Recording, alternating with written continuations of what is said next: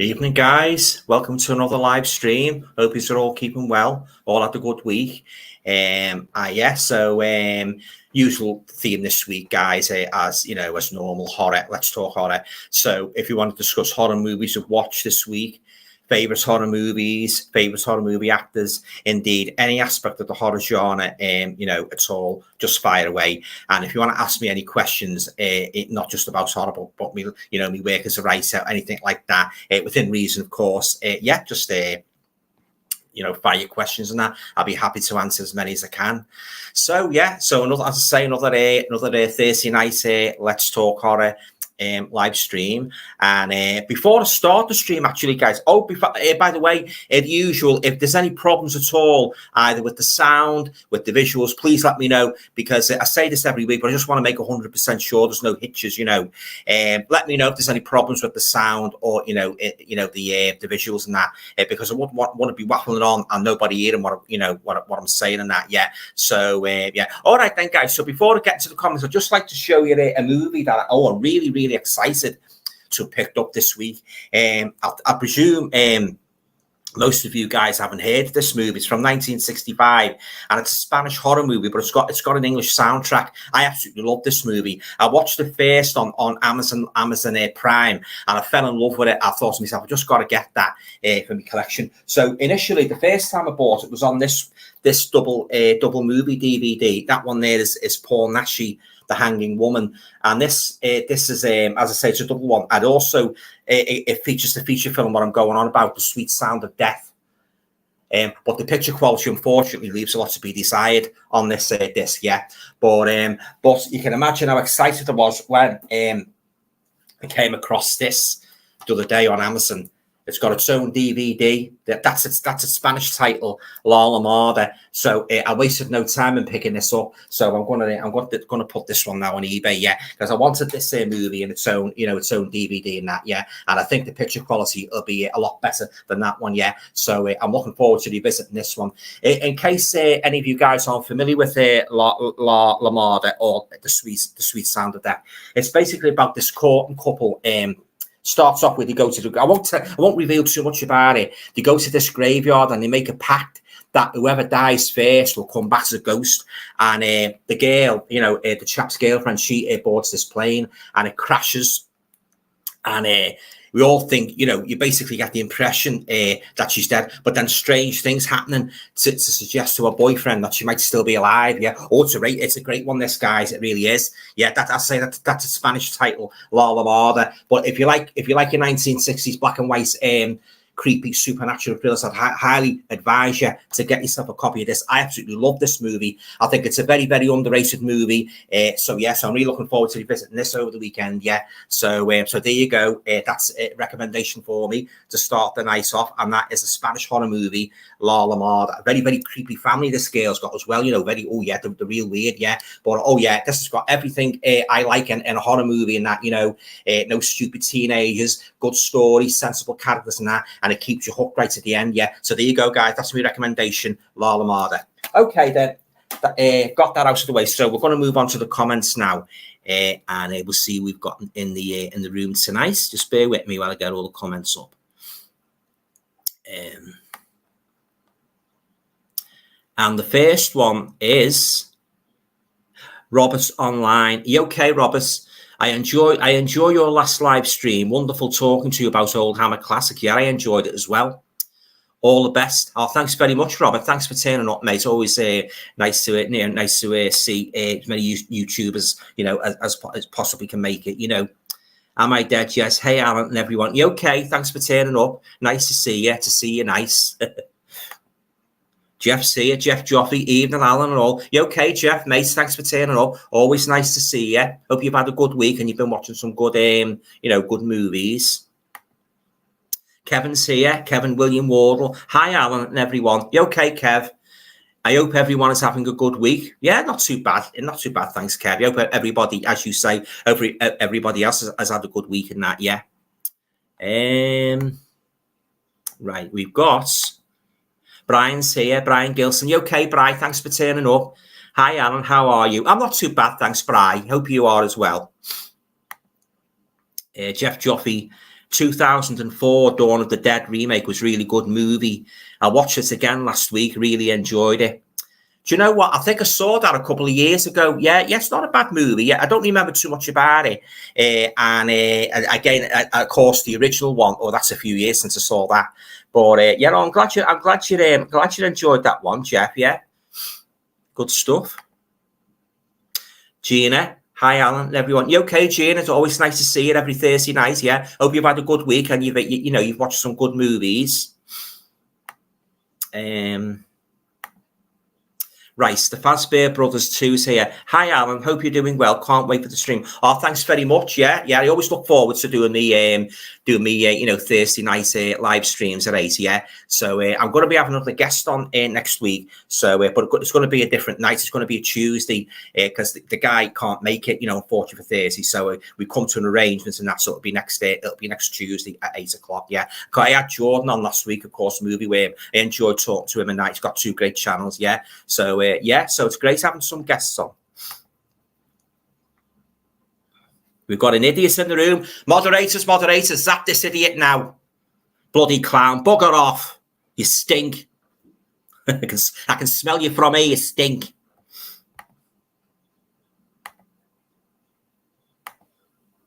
Idiots are still seeping through. They really are, Must be very, very sad live. They stink.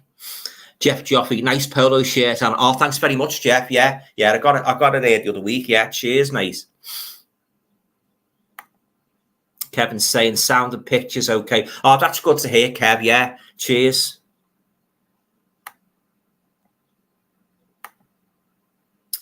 Brian's saying audio and video are okay. Oh, cheers there, Brian. Yeah, that's good to know. Yeah, as I say, there's nothing worse than going on doing a live stream and you're getting these like technical hitches, and of course some bloody nuisances as well. They, as I say, they mustn't have anything better to do. Stinking clowns. Brian got rid of. Oh, thanks very much, Brian. Yeah, he's a bloody nutcase, whoever he or she was. Richard Brown, nice one, Brian Gilson. Yeah, I'd echo that, Richard. Yeah, definitely. Brian to Richard, thanks. Yeah. Jeff Joffrey, these trolls must be kids. Can't imagine adults behaving like that, but you'd be surprised. Some adults can behave like kids. Yeah, I've seen it myself in my life. Adults behaving like bloody big soft kids, and that. I often said like, we want to bloody grow up and that. Mature people acting like bloody soft kids and that. Oh yeah. Adults can be even worse than kids. The way they carry on. Yeah, you get them everywhere as well. Everywhere.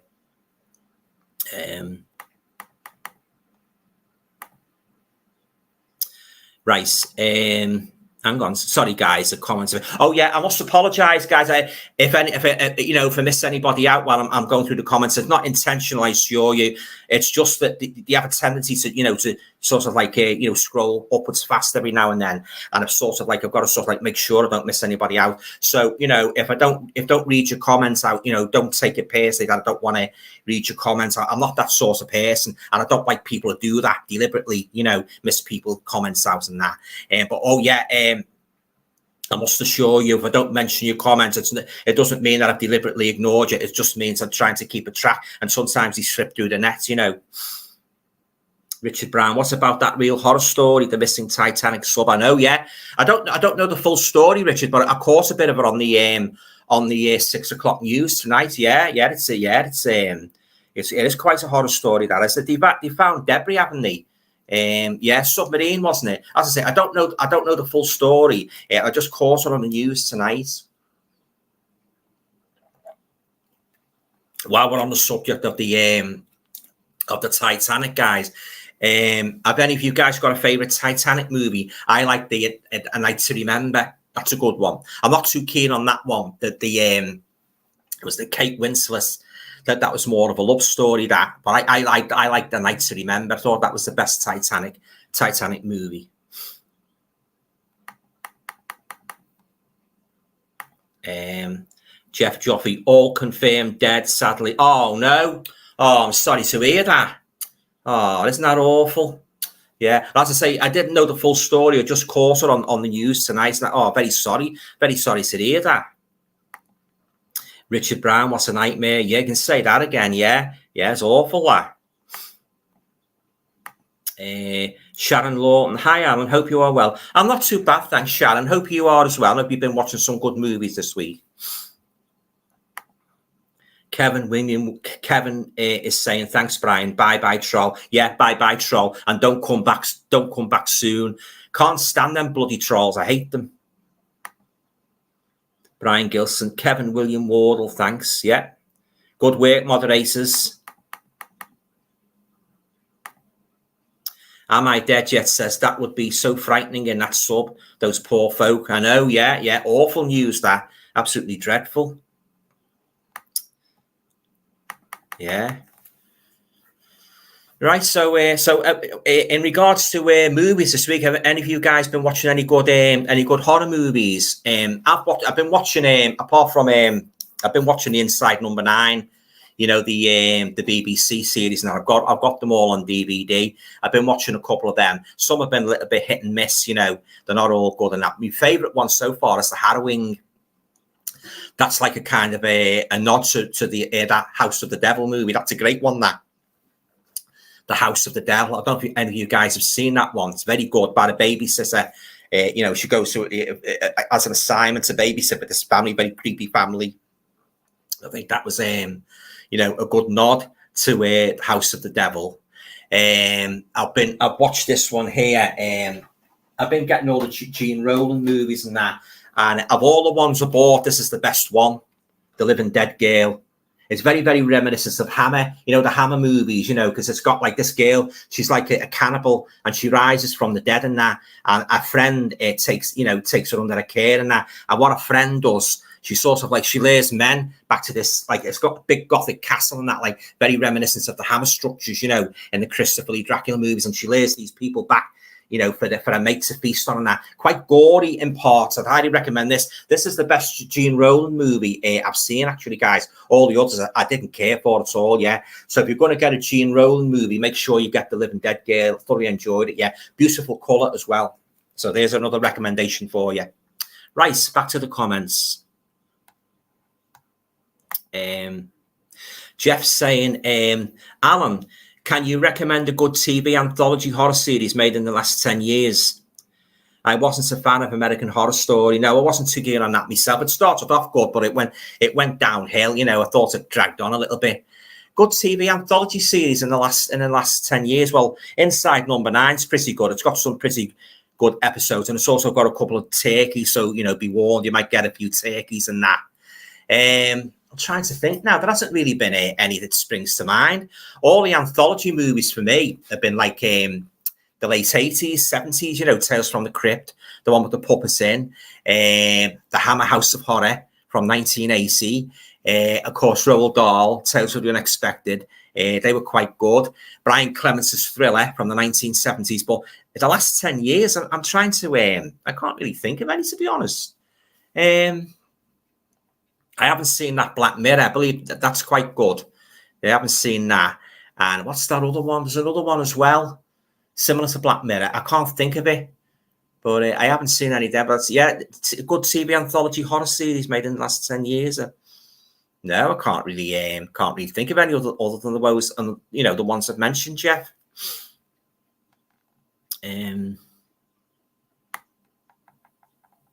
Sorry, guys, just got to stroll back up again. Kevin's saying, my favourite Titanic movie is Raise the Titanic. Great film. So sad to hear the news about them. Oh, yeah, it was awful news, that, yeah. I don't think I've seen that one, Kev, Raise the Titanic. But I have heard a lot about it, but I've never actually seen it. So, you know, can't really comment on that one. Brian's saying, I watched Sundown, Vampire in Retreat with David Carradine and Bruce Campbell. It's a good horror comedy. Oh, I'll have to check that one out. I haven't seen that one, Brian. Yeah, thanks for mentioning that, mate. I'll have to check that one out. Tony York, evening all. Watch Beware My Brethren, also known as The Fiend, this week. I've got that one. Yeah, it's quite a good movie, isn't it? Yeah, I enjoyed that one. Lovely colour as well. Yeah, I've got that one in my collection. Am I Dead? Yes. I've recently seen The Pope's Exorcist and Evil Dead Rise. They were okay, but now special. Was a change seeing Russell Crowe in a horror though. Yeah, they haven't. I've seen neither of those, so I can't really comment on them. I've heard mixed things about them, so I'll have to check them out. Yeah.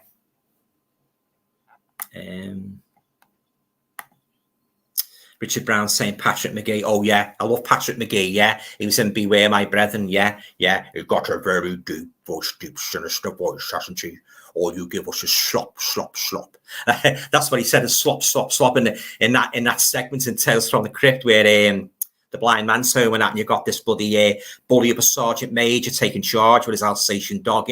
Oh, he's a right swine. He was, yeah, or the lowest of the low. Yeah, you wouldn't urinate on him if he was on fire. Yeah, he's nasty piece of work. Well, if you guys have seen Tales from the Crypt, you know what I mean. And Patrick McGee, he was the kind of the ringleader of these sort of like blind inmates and that. And what they do, the exact horrific revenge on that sergeant major. Oh my days, yeah. Put you off razor blades for life, guys. Yeah. Oh yeah. I love Patrick McGee. He's a great actor. He's good in that other one as well. The one that was made in the early 60s, Dementia 13. Any of you guys seen that one? That's a cracking one. That very, very much along the lines of Psycho. Yeah. Dementia 13. Yeah. He's a kind of a red herring in that. Jeff saying to Tony York, I tried to get into that, but I couldn't, right? Kevin's saying, Jean Rollin can be a bit of a hit or miss. Yeah, you're telling me, can be a bit of a hit and miss, mostly miss. I have a few in my collection. Oh, you're dreadful. Yeah, I got a load of them. And as I say, that's the only one I really enjoyed. The Living Dead Girl, yeah, the only good one. I was quite surprised actually, because I was thinking, well, all the others have been crap. This will most probably be crap, and I was pleasantly surprised actually. Yeah, it's a good one, good watch. It's in foreign mind. There's a little bit of English dialogue in it, but not much. But if you love your foreign movies and that, you might like to check this one out. But that's getting back to this one here. I can't recommend this one enough, guys. La La Marder, The Sweet Sound of Death. It's a fantastic movie, yeah. Very, very, absolutely oozing an atmosphere and thrills and chills. Yeah, definitely check that out. Right.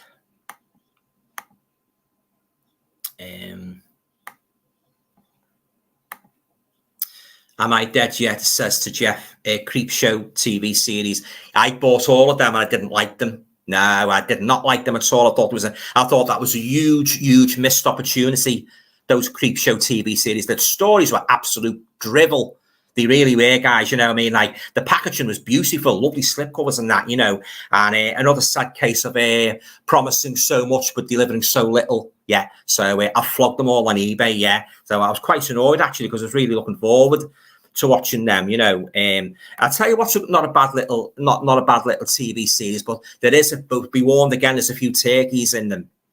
The Night Gallery from the early 70s, late 60s, early 70s, with Rod Serling hosts it. The guy who hosted the Twilight Zone. They're all in color and it's a different horror story. Well, you get like the main episode. You get about 2 or 3 horror stories in each episode.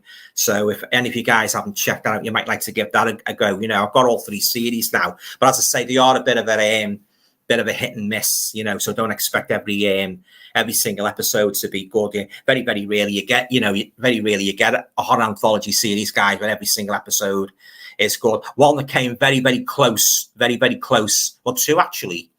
The Hammer House of Horror from 1980 and Brian Clements' Thriller from the early to mid 70s. Fantastic, yeah. And I just hope that Thriller is released in a Blu-ray box set with piles and piles of special features, because it certainly merits a decent release. I've got the DVD box set I bought a couple of years ago, Thriller, but I do want a better. I'd love to see it out on Blu-ray. There's some cracking episodes in that. I've spoke a lot about the one with the haunted car with Donna Mills in, where she buys the Rolls Royce and it's haunted. That's a great one, that.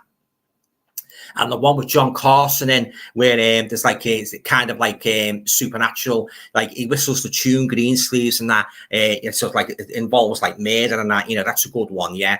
It's definitely worth checking out. That Brian Clements' Thriller. He's a great writer, Brian Clements. He wrote a lot of scripts for other TV shows like The Avengers and that. Yeah, and he wrote that script for that one of my all-time favorite British thriller movies, and Soon the Darkness. That's a good one. Any of you guys seen that one? And Soon, it stars Betty out of some others do have them, Michelle Patrice and Pamela Franklin. It's basically about these two girls who go hitchhiking in France and that, you know, and one of them goes missing, you know, Michelle Patrice and her mates looking all over the French countryside for it. It's a cracking one, that. I've got a lovely edition from Studio Canal, and it's one of my all-time favourite movies. And even though I know the twist, what's going to happen, I still love it. So you haven't seen that, I highly recommend that one, and Soon the Darkness. They remade it as well. It was set in Argentina. It wasn't as good, nowhere near as good as the one with Michelle Patrice in. But yeah, definitely a great little British thriller.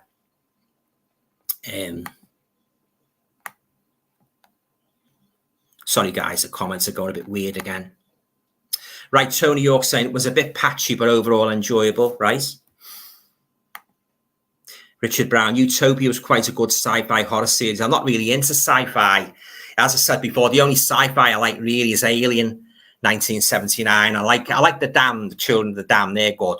But as regards these likes of bloody Close Encounters of the Third Kind and E.T., oh no, they're not my cup of tea, you know. Not into the Terminator movies either. Never really felt any inclination to watch them. Hated Close Encounters of the Third Kind. Oh, I was bored senseless watching that.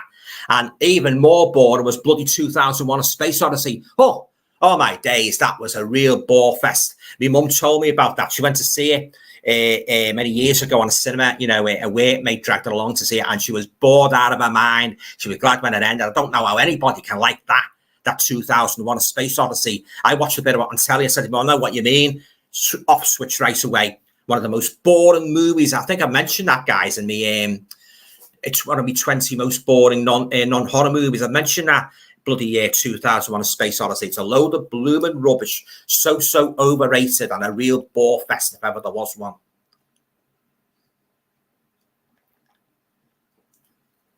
Yeah, very, very boring.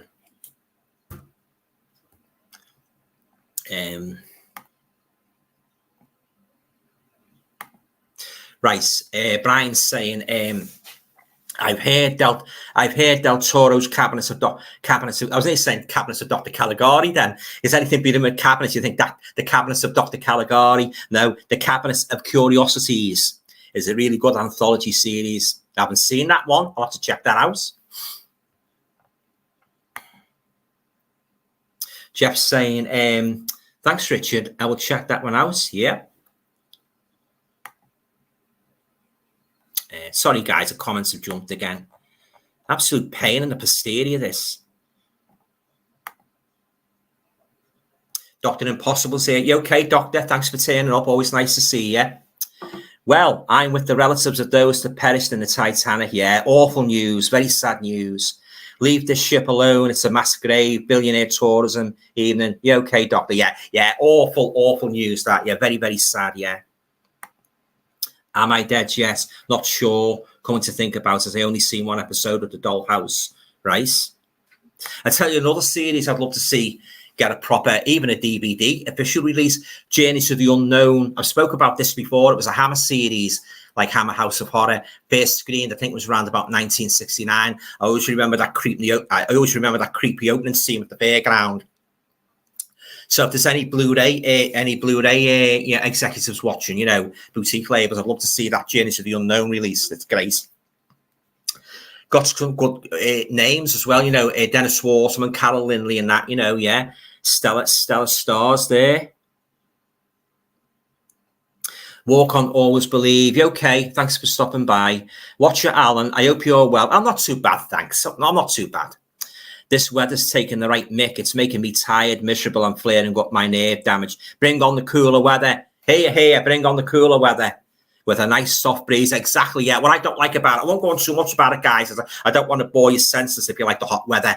But yeah, that's what one of the major things I hate about it. You can't bloom and sleep at night.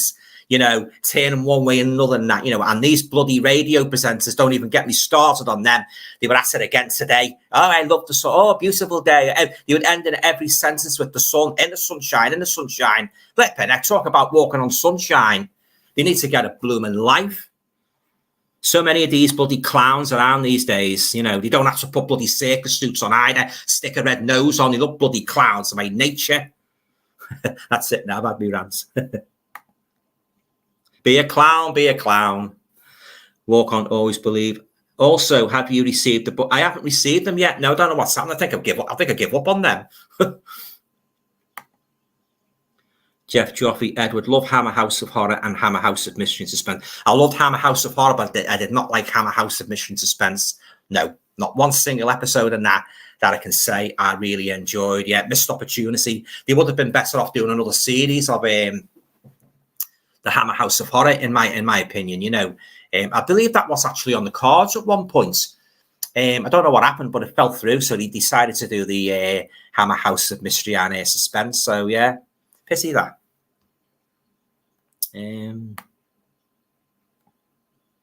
Rice.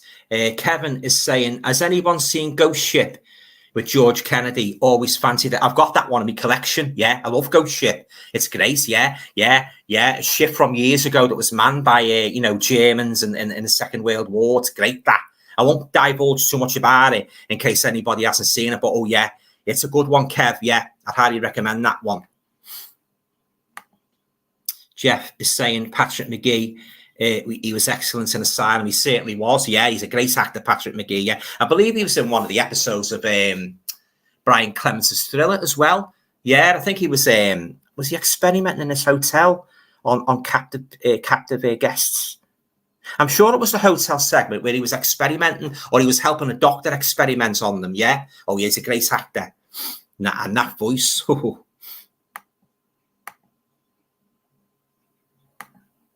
Brian says to Kevin, I recommend this. It has a good creepy atmosphere. Yeah.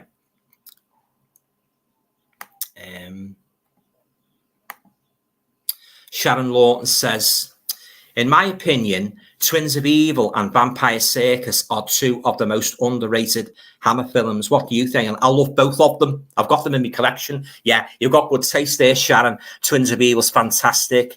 Vampire Circus is fantastic, and Hammer. They made some great movies in the 70s, early 70s, late 60s, and indeed, of course, the 50s. And it's a great shame they eventually went under. After the release of movies like The Exorcist and that, and The Omen. They sort of like brought horror more into the everyday world, didn't it? The modern world and that. And a lot of people starting to think Hammer were old hats, which is a shame, But they did come back in 1980 with a fantastic, I think, probably the best horror series that was ever screened, and that is the Hammer House of Horror. I've got all of them on Blu-ray. I never get tired of revisiting them. It's like getting reacquainted with an old friend and that, putting one on and just relaxing and watching and that, and reliving the memories and that. And of course, if you've been watching my videos, guys, you know what my favorite one is, don't you? The one with the doppelganger husband and the two faces of evil. That's a cracking one, that. Oh, it scared the pants off me when I watched that as a youngster. Yeah. Great little series, yeah. Should have made more of them, definitely. Kevin's saying Patrick McGee was in Die Monster Die too. Love that movie. Karloff is good too, as always. Is that the one that's based on the H.P. Lovecraft story? Yeah, it's a good one. That's what I can remember. It's got a good story. I forgot Patrick McGee was in that because it's been a few years since I watched that one, Kev. But yeah, it's a good one. Now, I love Boris Karloff, and I'm really made up that they're releasing Targets sometime this year. The one where he's playing like a retired horror star. And you got I think it's a sniper that's on the set of Hollywood, and that's. I'll definitely be picking that up when it comes out. Love Boris Karloff, the king of horror.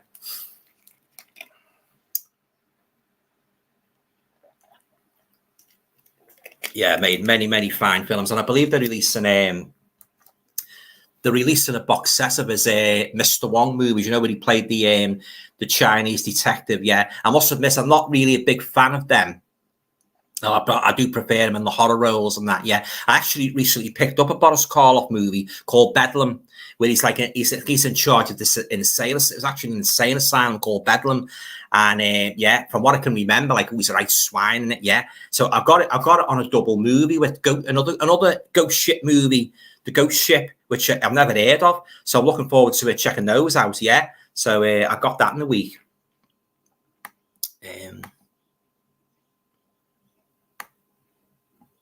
I'm going to be picking up I don't know if you guys know, The Bloody Judge has been released. I think it's 88 films. starring Christopher Lee, very much along the lines of The Witchfinder General. And it's a great picture of Christopher Lee on the front, a lovely slipcover. So I'll be picking that up when I go over to Liverpool the weekend, yeah. So The Bloody Judge, I've seen it before. It's a good movie. Not as good as The Witchfinder General, I grant you, but still a good movie. And Christopher Lee, you know, and I'm sold, you know. Tony York, another recent watch, Craze. Is that the one with Jack Palance in, where he has the idol in the shop and he gets his assistant to kill for him? Yeah, with a great over the top. Yeah, Jack Palance. I thought it was the one too, with Jack Palance in. That's great. That, yeah. Diana Dawes is in it, isn't she? And Susie Kendall, one of my movie crushes. Yeah, I like both of them. I like Diana Dawes as well. But yeah, great movie. Deserves a Blu-ray release.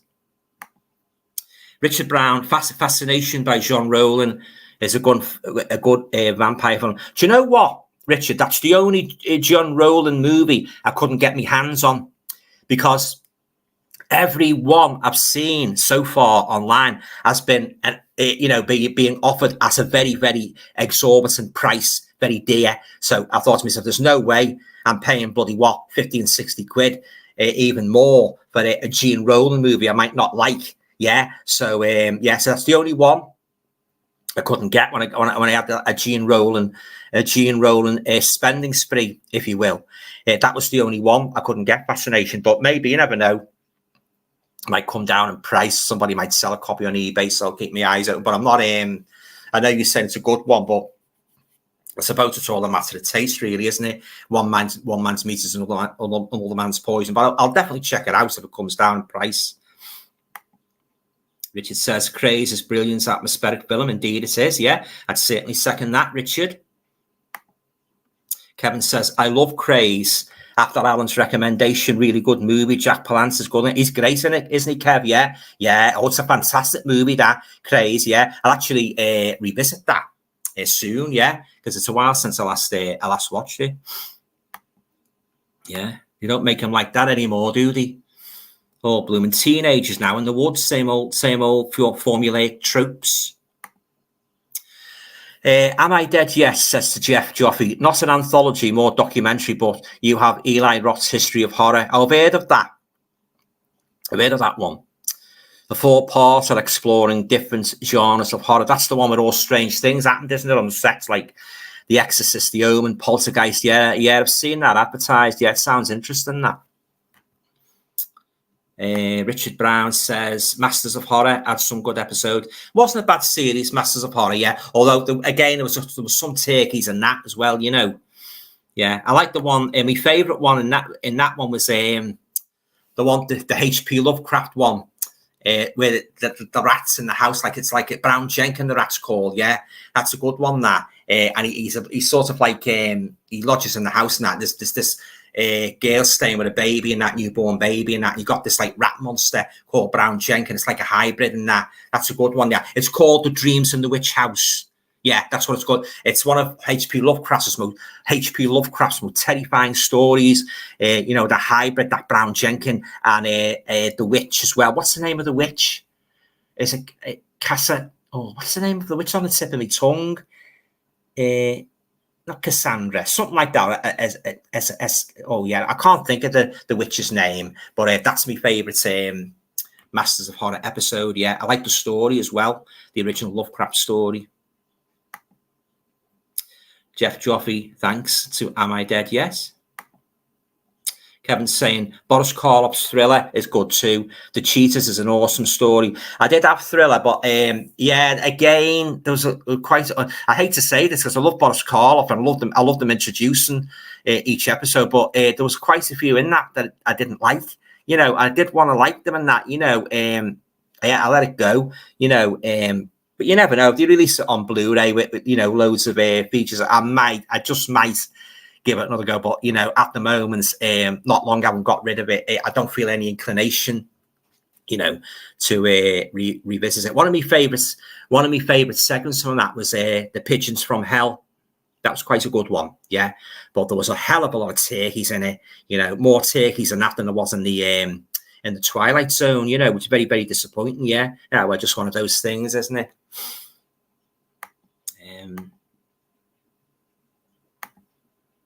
Tony York says, Loved And Soon the Darkness. Yeah. So atmospheric, shows what can be done to impressive effect with a relatively tight budget. Yeah, definitely. Yeah. A lot of these low budget, a lot of these low budget horror movies, guys, are better than these ones they rave over and that, these ones they really sort of like go mad on. I found that time and time again, some good little gems. And for instance, that one, as I say, La La Marda, that's a very, very good one. Not many people have heard of it and that, very, very low budget from the look of it. But it's surprising. Like, sometimes these ones you think they're not going to be much, they turn out to be good. And the ones you're expecting, you're full of, you're looking forward to, and they turn out to be, very, very disappointing, But that's the way it goes, isn't it?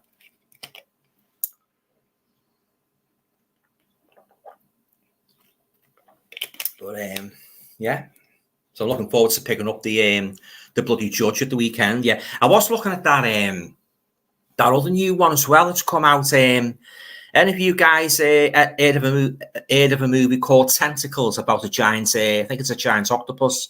Yeah, that's come out as well as at the same time. I was thinking about picking that up, but again, if it's a bit too similar to the likes of Jaws and that, I don't think I'll really enjoy it because.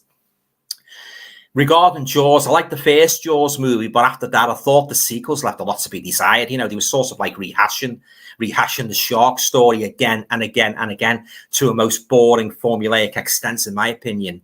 But yeah, I got rid of all the Jaws sequels. And I thought the most ridiculous one was the one where the shark was supposed to be following them. I mean, how could a bloody shark follow? Have the intelligence to follow? Was it descendants of the descendants of the Brody family? I can't remember. Followed them to another area, so I think to another aquarium, wasn't it? I thought this is getting a bit beyond the joke. So I got rid of them. Yeah, I've only kept the original Jaws. I've got the 4K of that. I haven't watched the 4K yet, so I'm looking forward to putting that in the machine and watching it. Yeah, love Jaws. Yeah, I've got the novel as well by Peter Benchley, one of the greatest the best shark movie ever made, best shark story ever written. Walk On Always Believe is saying there's an anthology series highly recommended called Slasher. Nevermind series 1, as it's quite bad, but series 2 is my favorite series in horror history, and series 3 is also great. So, I haven't seen that one. Yeah, I wonder if they released it on DVD and Blu-ray. I presume it's on Amazon, is it, or Netflix? I'll have to give that a go. Slasher. Jeff Joffe, I could watch the UK thriller time and time again. Yeah, must have watched each episode many times. Always stays fresh. Yeah, the Brian Clements one. It's great, isn't it? Yeah, fantastic. Yeah, I just fingers crossed they might release a Blu-ray of that. You never know.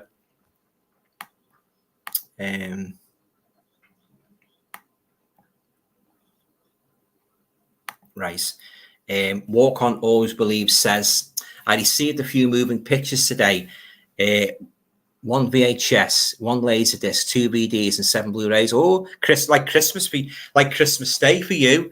There, isn't it?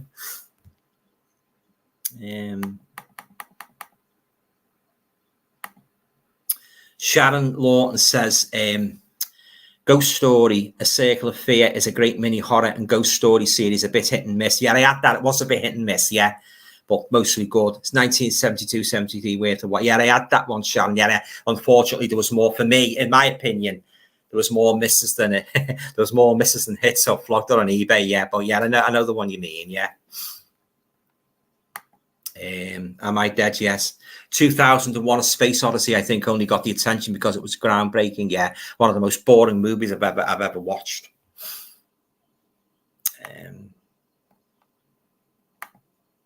Jeff's saying a lot of anthologies, but nothing lately, right? Kevin says, who likes Trog? I love that movie, and I will have to get the Blu-ray from Screen Factory. I presume you're referring to the one with Joan Crawford in, are you, Kevin? Saw that a couple of years ago, and I enjoyed it, yeah. So I might actually pick the Blu-ray up myself. Yeah, good movie, that, Trog. Jeff's saying, I never knew Journey to the Unknown was made by Hammer. Yeah, it was, yeah. But yeah, a good series. Yeah, it was made by Hammer. Brian Gilson, I remember the episode with Dennis Waterman about the mannequin. Yeah, I think Carol Lindley was in that one as well, wasn't she?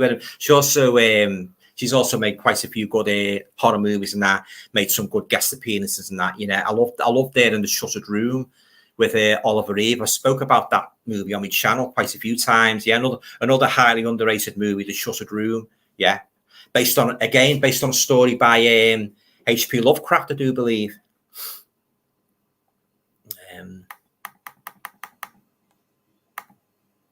Right, Dr. Impossible says there is one Universal television series that I have an Australian DVD called Dark Room. It's rare as a diamond in the rough. It's not a bad anthology series. James Coburn. I remember that one. Spoke about that the other week on one of my lives. Yeah, used to be on when I used to come in. You know, after having a nice house, it used to be on late at night. Dark Room. Yeah, I forget how many episodes they made, but I'd love to see that get officially released on DVD or Blu-ray. Yeah, I don't remember a single story in that because I only saw it once. But yeah, a good pick there, Doctor. Yeah, The Dark Room. I remember James Coburn hosting it. Yeah. Fingers crossed it'll get a DVD.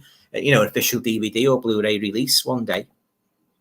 Am I Dead? Yes. Sharon Lawton, Ghost Story, film with Marianne Faithfull. Are you talking about the one with that was written by Peter Straub that had Fred Astaire in?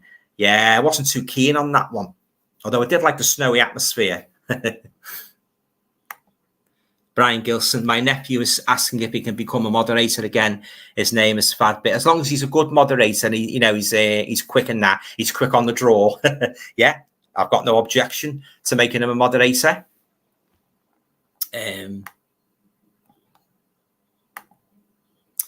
Walk on, always believe. I received my first ever Vinegar Syndrome Blu-ray on Tuesday. Oh, what was that one? I love Vinegar Syndrome, but the only gripe I've got with them, they can be a trifle expensive. Yeah, but they do some fantastic releases, you know, very, very eye-catching covers and that, and, you know, with a wealth of special features. Yeah, well, I do like Vinegar Syndrome, but I just wish they'd lower the prices just a bit, you know.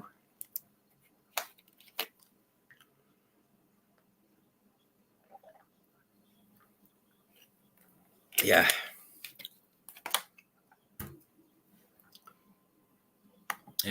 Dr. Impossible says he also picked up a great ghost story series made by ATV called Come Back Lucy with Emma Barkle from 1978. Very enjoyable. Oh, I'll have to check that one out, Doctor. Come Back Lucy. It's just one story, I presume, over so many episodes. I'll definitely have to check that out. I'll be looking for that later on Amazon. Yeah, Come Back Lucy. Yeah, thanks for that, Doctor. I'll check that out. Yeah, I always like to hear good recommendations of, you know, series or movies I haven't seen. Sharon says, another great Hammer film, but a thriller, not a horror. It's a 1964 black and white film, Nightmare. Oh, that's great, that one. I agree with you. Yeah. Jenny Linden's in it, isn't she? Yeah, it's great, that one, Nightmare. I've got that one. I've got the special edition of that. Love that one. The Indicator one. Yeah, it's great, that one. That's another good one as well. Well, Oliver Reed in Hammer, Paranoid. That's a good one. Kevin says, oh, Target is cool and was banned or held back at the time because someone actually went on the rampage in the USA and it was a little too close for comfort. I don't understand people like that. How they can let a film affect them like that. They must be a bit cuckoo to begin with. That I think, you know, also ridiculous. Yeah, but that's a good movie, that Targets. Yeah. So as I say, I'm looking forward to getting that when it's released this year, the special edition. Gina says, is that the ghost ship made in 2002? I really enjoyed that film. Yeah, there was another ghost ship, but this one, what we were talking about earlier, was the 19. I think it was made in 1980. Stars George Kennedy. Yeah, it's very, very good. Yeah, it's very good. Yeah, but yeah, that's a good one as well. The 2002 one, very enjoyable movie. Jeff's saying, I enjoyed 28 Weeks Later too, but not the first film. Right. Brian Gilson to Gina. It's a ghost ship made in the 70s with George Kennedy. Yeah. Late 70s, wasn't it? About survivors boarding an old ship. Yeah, and you hear the German voice, don't they, over the tannoy and that, you know, from years ago. It's great, that one. Love that one, George Kennedy.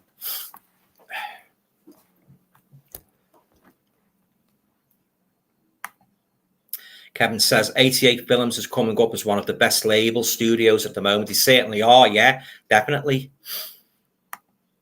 Tony York, anyone picking up Indicators 4K release of Cold Eyes of Fear out next Monday? No, I won't be picking that one up, because I have seen the movie, and I wasn't too. I have to be honest, I wasn't too keen on it. Am I Dead? Yes. What horror comedies do you like? Abbott and Costello Meet Frankenstein, American Werewolf in London. That's a good one. The Fearless Vampire Killers with Sharon Tate. Carry On Screaming. All my favourite horror comedy. I'll have to do a video, my all-time top 10 horror comedies. Yeah. So stay tuned for that. Yeah. Oh, fabulous, especially Abbott and Costello. Abbott and Costello Meet Frankenstein, because you've got all the monsters in that. You've got Frankenstein, the Wolfman, Dracula, even the Invisible Man makes an appearance towards the end, voiced by Vincent Price. Yeah, oh yeah, I've watched that so many times. That one, Abbott and Costello Meet Frankenstein. It's a great one. I think if they get the balance right between horror and comedy, they're onto a winner. You know, and all those movies exemplify perfectly, in my opinion, how a good horror comedy should be made. Yeah. Richard Brown says the Ghost Stories for Christmas was a great series of episodes. I did actually have them, Richard, on DVD. Again, more for me anyway, more misses than hits, so I let them go. But I do like A Whistle and Come To You, My Lad.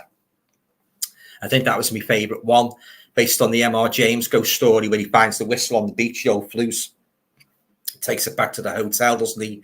Where he's staying, he blows at that, and it's that apparition, you know, comes up under like the bedclothes, doesn't it? Very, very spooky story. That they actually remade it, didn't they, with John Hayes a few years ago, which I thought was an atrocious, really boring version. The best one, it was made in it was 1969, the black and white one. That was the best one. Yeah, I didn't like that John Hurt one. They ruined the story. Too boring and slow. Walk On, Always Believe. I also received an Arrow Video box set from Arrow Video today. Also, what label do you think could do the best packaging? For me, it's Indicator, hands that I'm a great fan of Indicator, so I'm with you there. They securely, safely package very well. Yeah, I suppose like you pay your money, you take your choice, really. Most of the labels I bought from, I've got no complaints at all. You know, they've all arrived in excellent condition. They've been all the ones I've ordered off, like Arrow, you know, Scream Factory, Indicator, Vinegar Syndrome, they've all been great. You know, Severin, you know, Mondo Macabro, they've all been great. Yeah, so I've got no complaints there.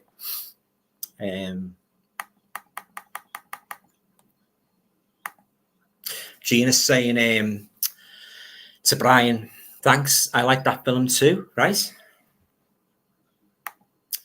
Kevin's saying, I've got Thriller fan favourites, all the very best episodes. Pigeons from Hell is one of them. You were talking about the Boris Karloff one, yeah. A lot of people get confused between the Boris Karloff Thriller and the Brian Clemens Thriller. Well, of course, the Boris Karloff Thriller was made, it was the late 50s, early 60s, I think, wasn't it? And then Brian Clemens, I think he first came on, was it around about 1973, is Thriller. Yeah, but I love Brian Clemens' Thriller.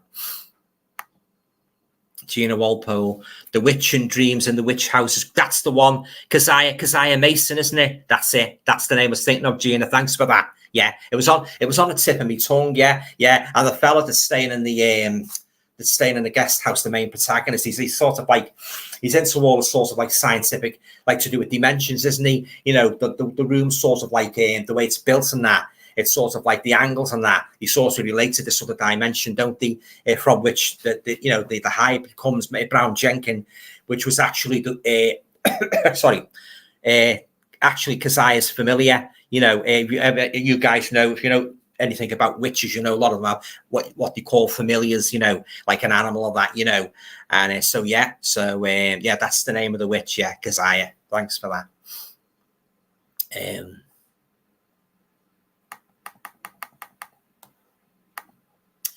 Tony's saying, I picked up Tentacles this week, but not watched it yet. Yeah, and as I say, I'm deliberating over whether to pick that up, Tentacles. Yeah, so I'll see, like on Saturday, you know, to go to Liverpool and that. You know, I might pick it up with the Bloody Judge. You know, so yeah. Sharon's saying, Hammer film 1961, Taste of Fear, starring Christopher Lee, is another awesome film. 10 out of 10. 10 out of 10 for that one. That's a fantastic film, that. Yeah, yeah. Also called Scream of Fear. And Christopher Lee's the red herring, isn't he? Yeah, I think he plays a psychiatrist, doesn't he? I think, you think he's like in on it, but he isn't. It goes in an entirely different direction. So yeah, that's a great one, that, Sharon. Yeah, good choice there.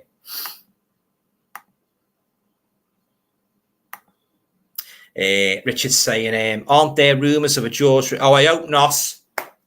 A Jaws remake? Oh no. We don't want any more remakes of classic movies. No. I don't think I'd go and see that. No.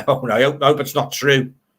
It's like remaking Psycho, which he did remake Psycho, didn't he? And it was a load of blooming rubbish. Yeah, but I wouldn't say care for that. A lot of these remakes now, I don't know why they bother, because they're never as good as the original, are they? There's only a few that's been, you can say, was good. I like the Amityville Horror remake was good. I was satisfied with that one. I did like the remake of Last House on the Left, the Wes Craven movie. That was good, but 99% of the time, the remakes fall flat in my opinion, guys, they fall flat on their faces. So, but yeah, I hope they're not going to do that Jaws one. Jeff saying to Sharon, yeah, a great film, brilliant twist, right?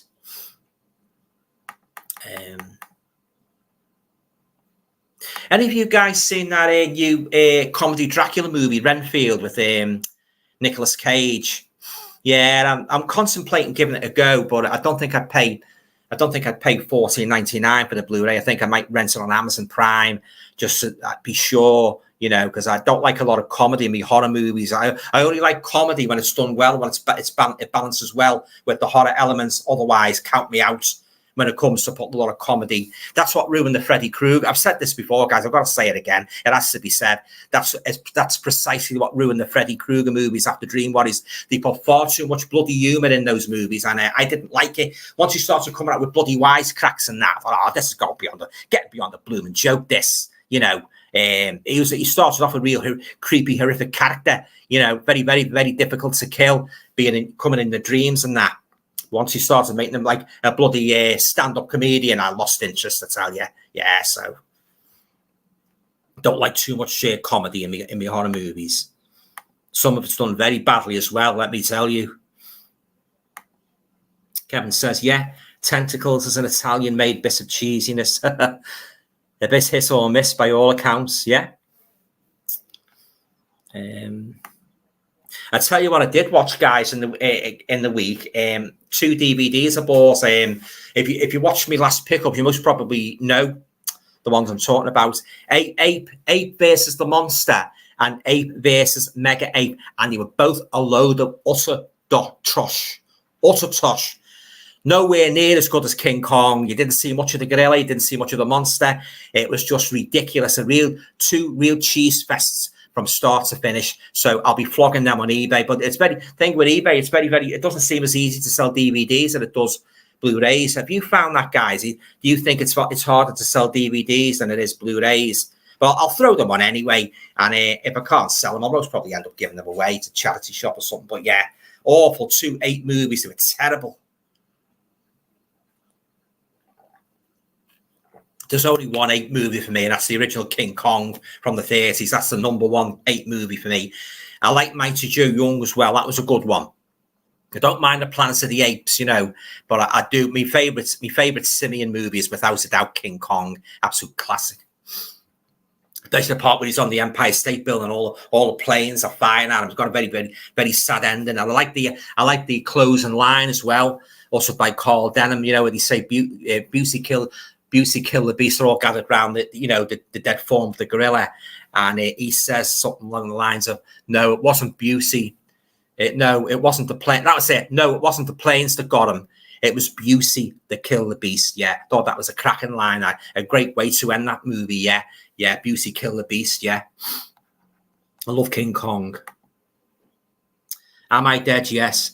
Roy Scheider was laughing about that Jaws plot on the Graham Norton show years ago. Oh, didn't see that. I don't really watch what's the name, Norton.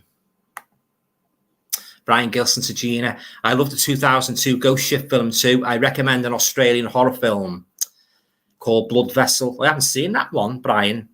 It's sort of like the George Kennedy film, but with a twist. Oh, thanks for that. I'll have to check that out. Blood Vessel. Yeah, cheers, mate. Jeff Joffe, Empire of the Ants, starring William Shatner. I've seen clips of that, but I'm not really a great fan of ant movies. Creepy crawlies. Neither is my mum.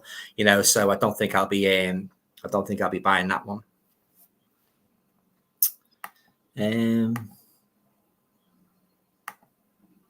Jeff saying Shatner. Yeah, William Shatner. Good old Billy Shatner. Giannis O'Brien. Thanks. I'll look out for that one. Yeah.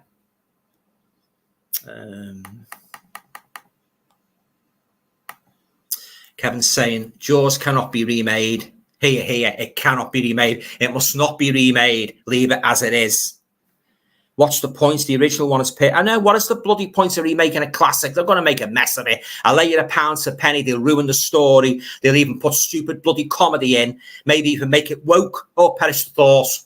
They're making everything woke now, aren't they, in Hollywood? And that's where they thought. That's no other. And they're wondering why people aren't going to watch them. Putting too much wokeness in. Disney's lost millions, hasn't it? But ruining the Little Mermaid and that. All this woke rubbish, what they're putting in the movies and that. It needs to be stopped. They need to stop all this identity politics, pushing identity rubbish, and start making movies that people want to go and see for entertainment value. They're not interested in identity, pushing identity policies and all that blooming rubbish. Yeah, I don't want to go on my soapbox. I'll start again. I don't want to go on my soapbox, guys, about this, but it really annoys me, got no idea how to make a good movie now, these execs. Brian Gilson to Gina, you're welcome, right? Walk On, Always Believe.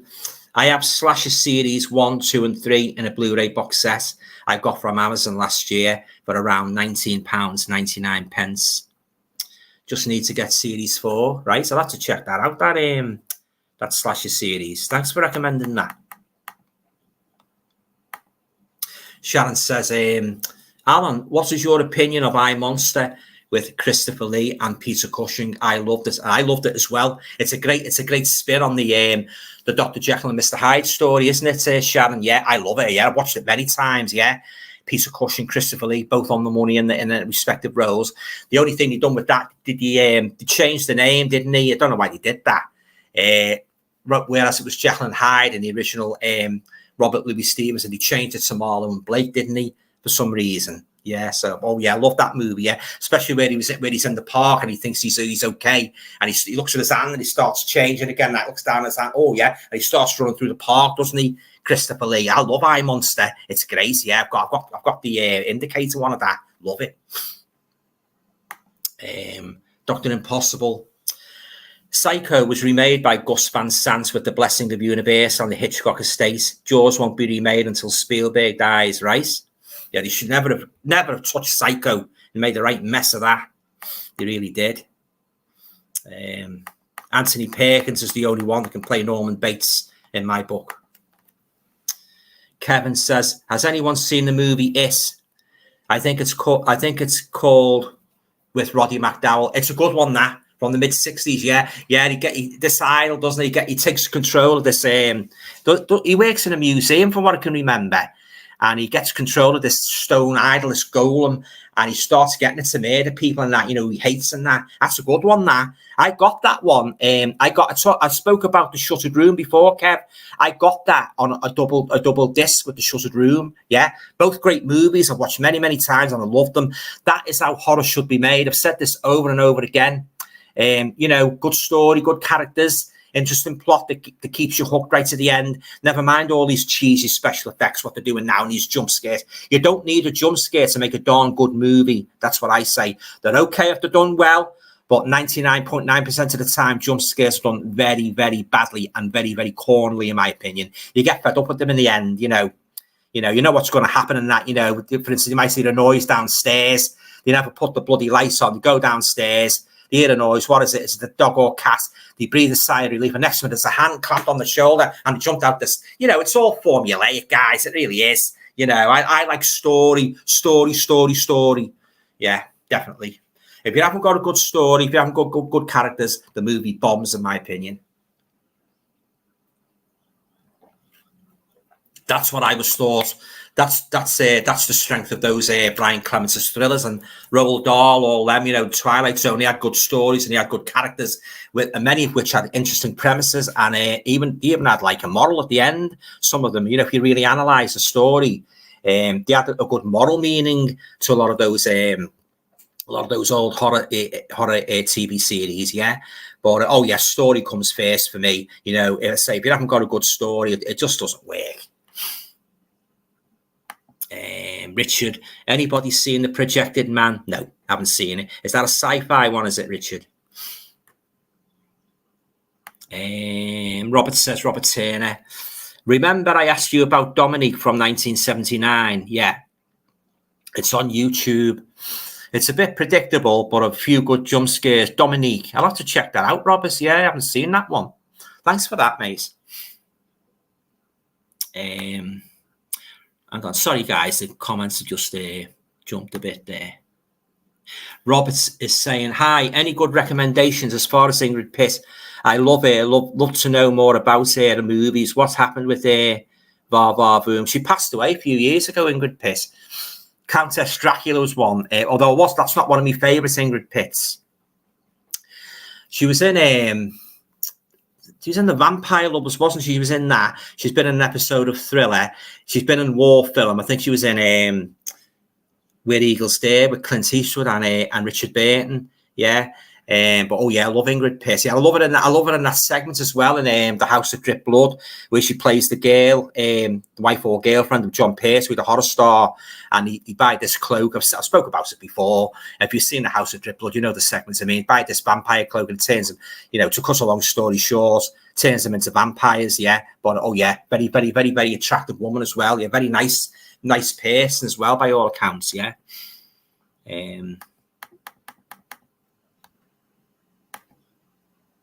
Sharon's asking me, what's my opinion of Lighthouse, a good psychological horror? I've heard mixed opinions about that one, Sharon. Isn't it filmed in black and white, and it's just two fellas in it all the time? And there's a rather naughty scene in it, isn't it? Oh, Mrs. Yeah, very, very naughty scene. Quite a disgusting scene from what I've some of the reviews and that. Yeah, so I don't think I'll be checking that one out. It doesn't really sound my cup of tea. I don't really like ultra slow burners and that, where they're in the one spot all the time and that not much happens, and there's a lot of flashbacks in that. That's decided against for me. I don't like flashbacks. I'm not a great lover of flashbacks, guys, in the horror movie, or indeed any kind of movie. I don't like flashbacks, and I think it interrupts the sort of like the path of the story. It jars it and that, and very, very rarely that, it's very rare the flashback is done well. And constant flashbacks throughout the movie. Oh, in the end I turn it off, but getting back to that Lighthouse, I don't think doesn't sound my cup of tea. But I do know it's a kind of a Marmite movie, from what I can gather. Some people like it and some people hate it. So I don't think I'll be giving that the time of day. Richard Brown says Ingrid Pitt was a stunner. She certainly was. I'm not going to argue with that. Walk on, always believe. Yes, Vinegar Syndrome is very expensive. I'll only buy them in a second-hand market. It only cost me £10.25. The Vinegar Syndrome Blu-ray I have is called Resurrection. I haven't seen that one. I have it on DVD and love it. Right? Oh, that's it. I'll have to check that one out. Yeah.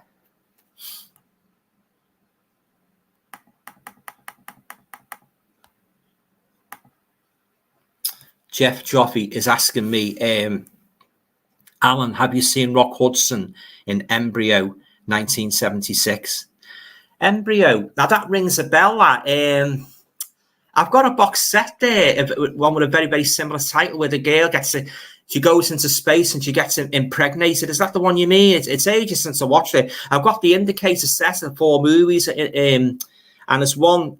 It's very, very with a very similar title. I mean, it could be Embryo. I don't know. It's ages since I watched it.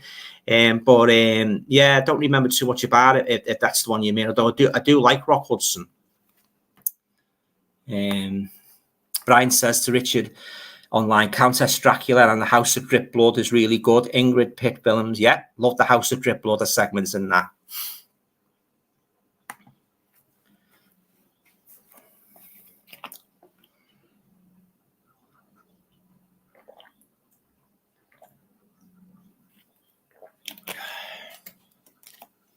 I believe any of you fans of the Terrifier films on here, I believe they're going to be making a third one pretty soon.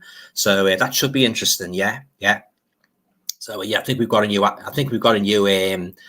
horror icon there, haven't we? In the form of Arthur Clown. Yeah, the second one was very, very brutal, especially that notorious bedroom scene. But I did not like the ending of that. I thought it was a bit corny, and I think it went on for a bit too long. That second Terrifier movie, guys. I don't know what you think. You share me opinion on that. Love the first one.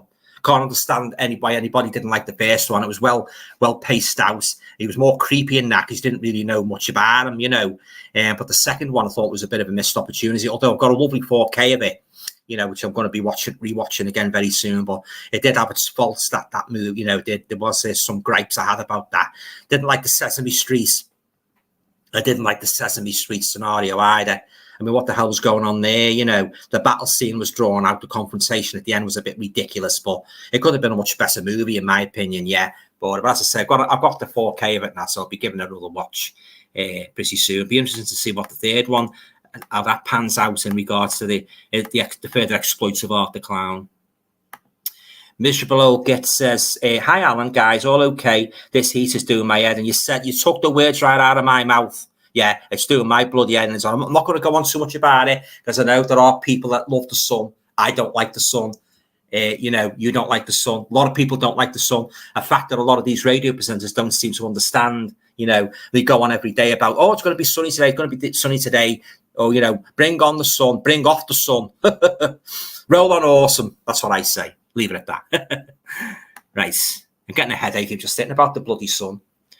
Right, moving on. Richard Brown, Vampire in Brooklyn is good, as is Innocent Blood. Eddie Murphy. I think I do remember renting that on VHS when I first got my recorder. I don't remember too much about that one. I haven't seen Innocent Blood, so I can't comment. Am I dead yet to Richard Brown? Yes, someone else who likes this, yeah. Jeff Joffrey, Innocent Blood is very underrated, but it's really scary in parts. I'll have to check that one out, Jeff. Innocent Blood.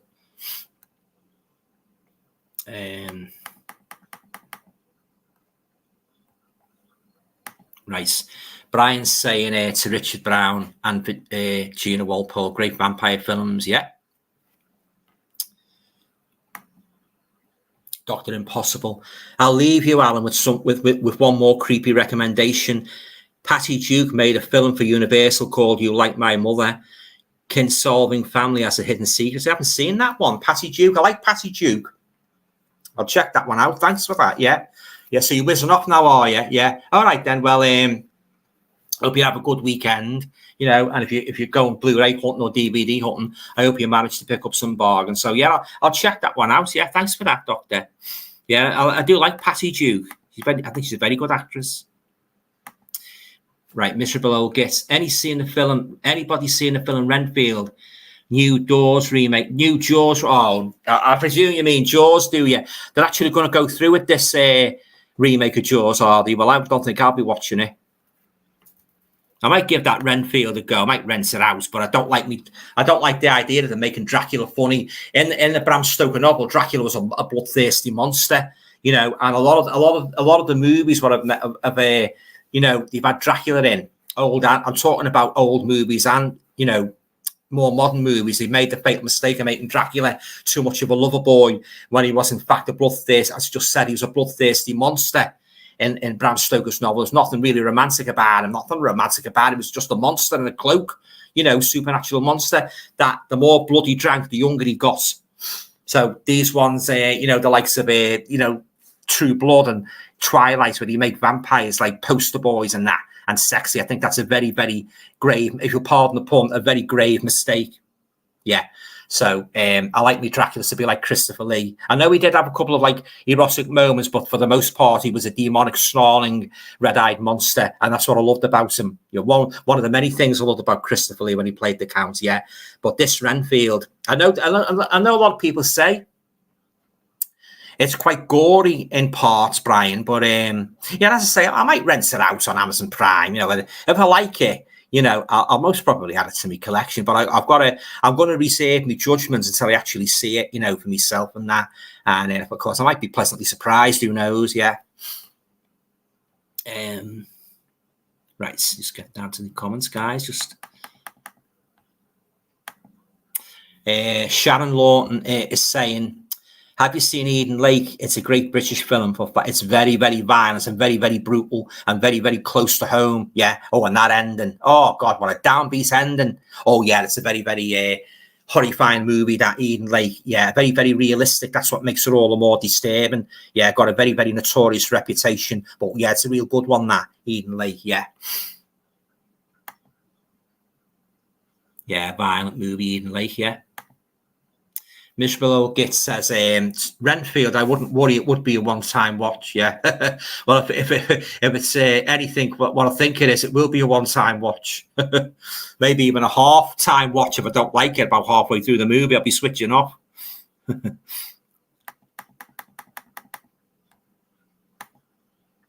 A Mind for Movies with Alexander Wayne. Hi, Alan. You okay? Thanks for turning up. How's things? They're not too bad, thanks. Hope everything's okay with you. A couple of weeks ago, I watched a Korean film, I Saw the Devil. I've heard a lot of good things about that. I Saw the Devil. I believe it's a great movie. Have you seen it? If not, watch it as soon as possible. It's a 10 out of 10. I think I will. Yeah, I will. It's in foreign, isn't it? But nevertheless, I'm getting into me foreign horror movies now. So yeah, I've heard a lot of good things about I Saw the Devil. It's very, very brutal. Yeah. So I think haven't they just released a special edition of that with all extras on? I'm sure they've released a special. I don't remember what label it is. It's a Vinegar. Excuse me. It's a Vinegar Syndrome, but I know it's just sort of a special release. I'll definitely check that out. Yeah. Cheers. Heard a lot of good things about that. I Saw the Devil.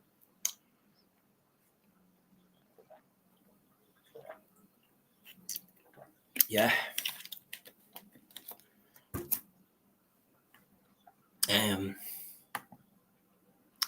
Sharon says, one of my top films of all time is Legend of Hell House. That's a great one, that. I love that myself. From 1973. What do you think? It's a great one, Sharon. I love it, yeah. I've got the, what's the name as well? I've got the book, Hell House, that was written in 1970 by Richard Matheson, and that's equally good. Yeah, it's great. Roddy McDowall, he plays the medium, doesn't he? Pamela Franklin's in it, out of And Soon the Darkness, yeah. I like the part where the guy, I forget his name, the guy he sets the machine up, doesn't he, to monitor the paranormal activity. He's got all switches and dials and that, and it explodes in his face, doesn't it? Oh, when I first saw that as a kid, oh, it shocked me. What a creepy house that was. The Belasco house. Oh, God. I would like to spend the night in there. And I like what I liked about it as well. The sort of like, it was set near December, the story, wasn't it? And it sort of like counted down from it. It was early December, right up to Christmas and that. And when they first get out the car and go to the house, it's, oh, really, really atmospheric, isn't it? You know, oh, yeah, it's great, that one. The Legend of Hell House, yeah. One of my all-time favourite haunted house movies, yeah. Without a shadow of a doubt. Am I Dead? Yes. Talking about Aussie horror films, have you seen The Loved Ones? Is that the one where the girl doesn't the fella knock her back and she ties him up and she drills his foot?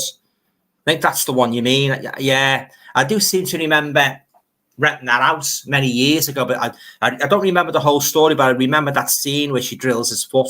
Yeah, very brutal.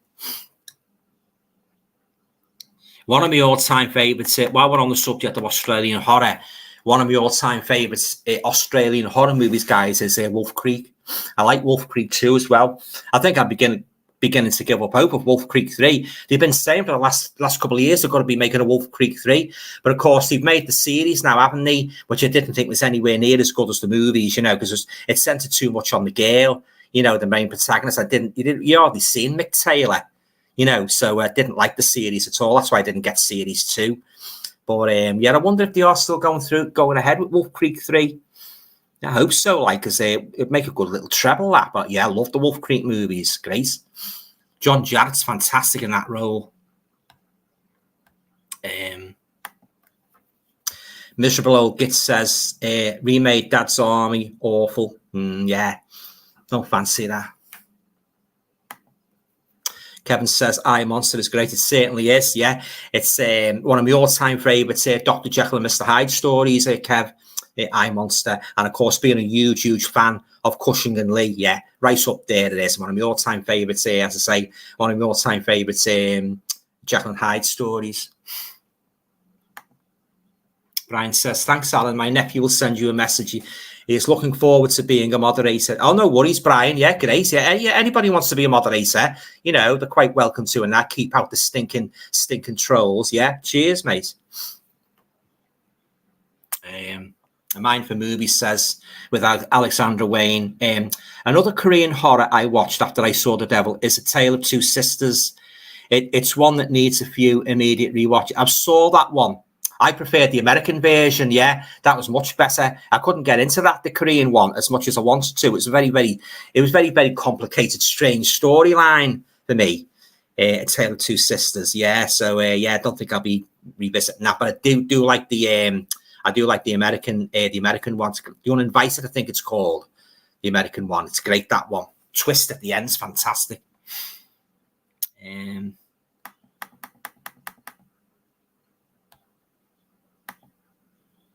Jeff's saying, it's a shame Ingrid Pitt didn't do a Thriller or Hammer House of Horror episode. I think she was in Brian Clements' Thriller. She was in one of those. It was like kind of like it was a kind of a gambling story, if my memory serves me correctly.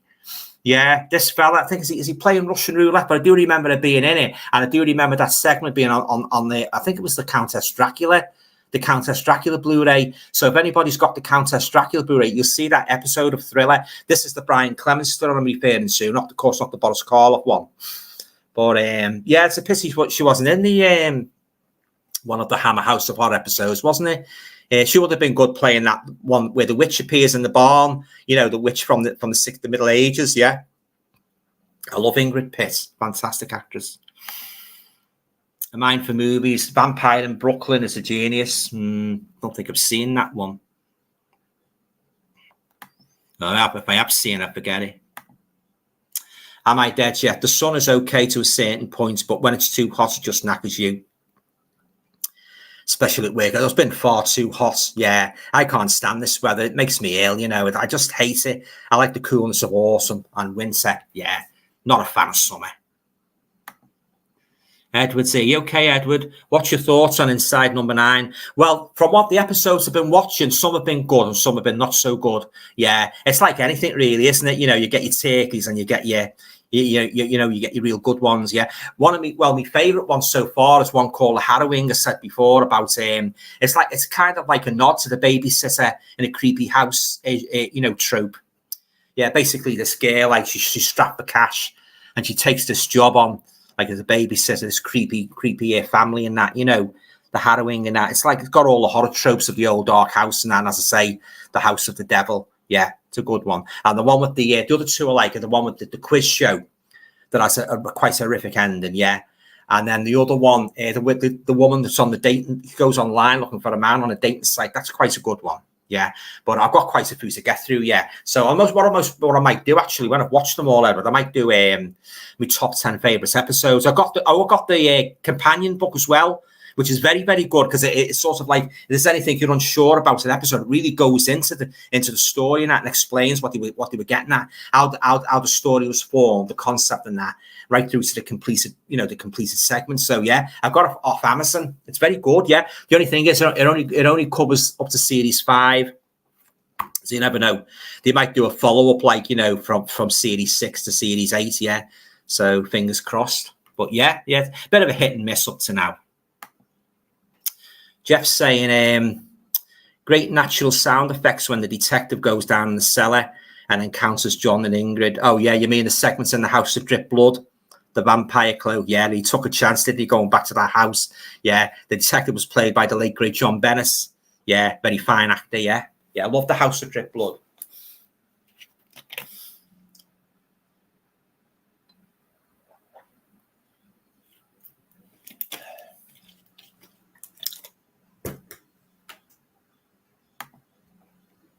Sharon's saying, Alan, have you seen the 1975 cult film Vampires? I rented it out a couple of years ago, Sharon, on Amazon Prime. I don't remember too much about it. I don't think it really stuck in my memory as what I want to add to my collection, but I have seen it, rented it out. Yeah, I might give it another rewatch maybe some point in the future. So Carolyn Munro's in that, isn't she? She got a bit part in it, isn't she? In the village as a barmaid. I'm sure she's in that. Carolyn Munro. Kevin, you can't beat Drag Me to Hell. Great. I love Drag Me to Hell. Fantastic. Yeah. Oh, and that ending. Talk about downbeat endings before when I broached the subject of Eden Lake. Oh yeah, very, very sad and downbeat ending. Now, oh yeah, very, very chilling movie, that Drag Me to Hell. Yeah. Good concept as well. Yeah. The loan, you wouldn't give her the loan, would she? Extend the loan.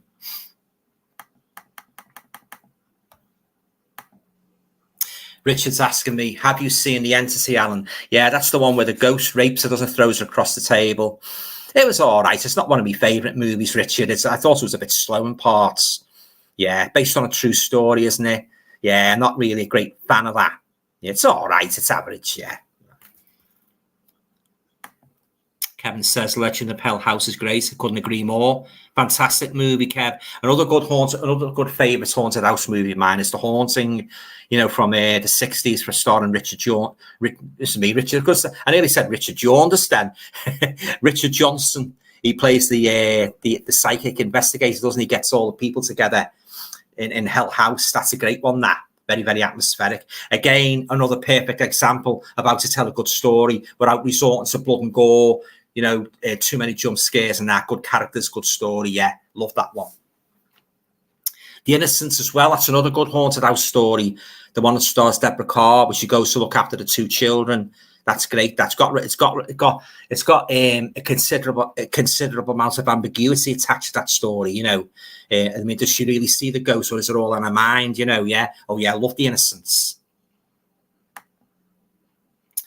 Am I Dead Yet? The Loved Ones is the one with the girl and her father are kidnapping her prom dates. Yeah, and the drill in the foot, isn't it? Kevin, Michael Gough was Belasco, uncredited. Oh, right. I'm a great fan. I'm a great fan of Michael Gough. He's made some great movies, yeah.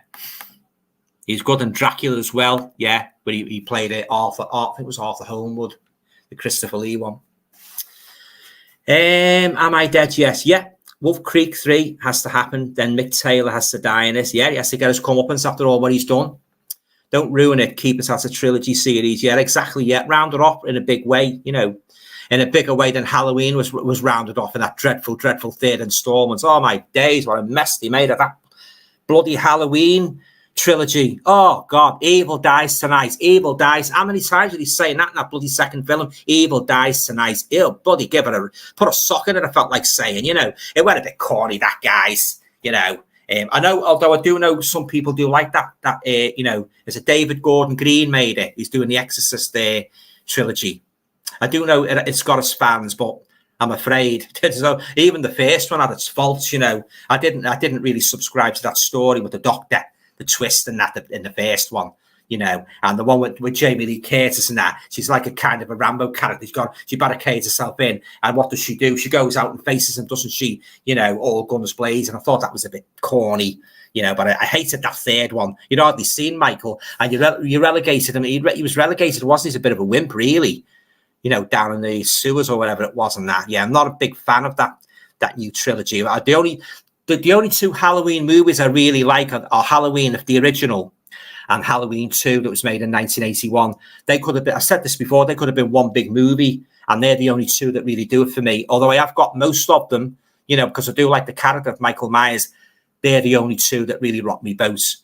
Halloween 1, Halloween 2. I didn't like that dreadful third one. I thought that was terrible, with the bloody masks and that. Oh, what were they thinking, leaving Michael out of that? Oh, no, I didn't like that at all. But again, at the end of the day, it's got its fans, so.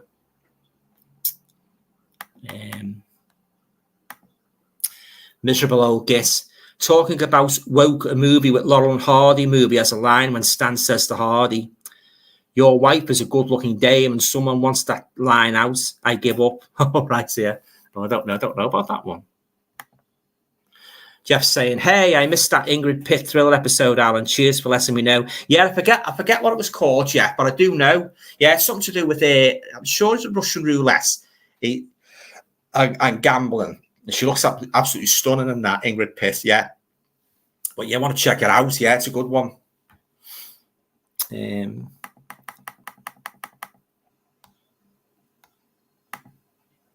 Brian's saying The Legend of Hell House is a great film. Roddy McDowall is good in it. Yeah. I liked him in the Planet of the Apes as well. And when he played Galen, didn't he, in the 1975 TV series? Yeah, great actor, Roddy McDowall. He's good in that Golem one as well. Yeah. So if you haven't seen that one, highly recommend that one. Jeff Joffrey says, I thought the Bates Motel was a bit rubbish. Freddie Highmore was totally miscast as Norman Bates. Do you know what? When we first started watching that, Jeff, we kind of liked it, but it went downhill towards the end. And that last episode, they made a right mess of that. They really did. It talk about an anticlimax. Yeah, it started off okay, because we were watching it watching the series and that. But those last couple of episodes, talk about meh. Oh, God, missed opportunity there. There's only one Norman Bates for me, and that's the late great Anthony Perkins. Miserable Old Git says, talk about woke a lot and hard. Oh, we have that one, haven't we?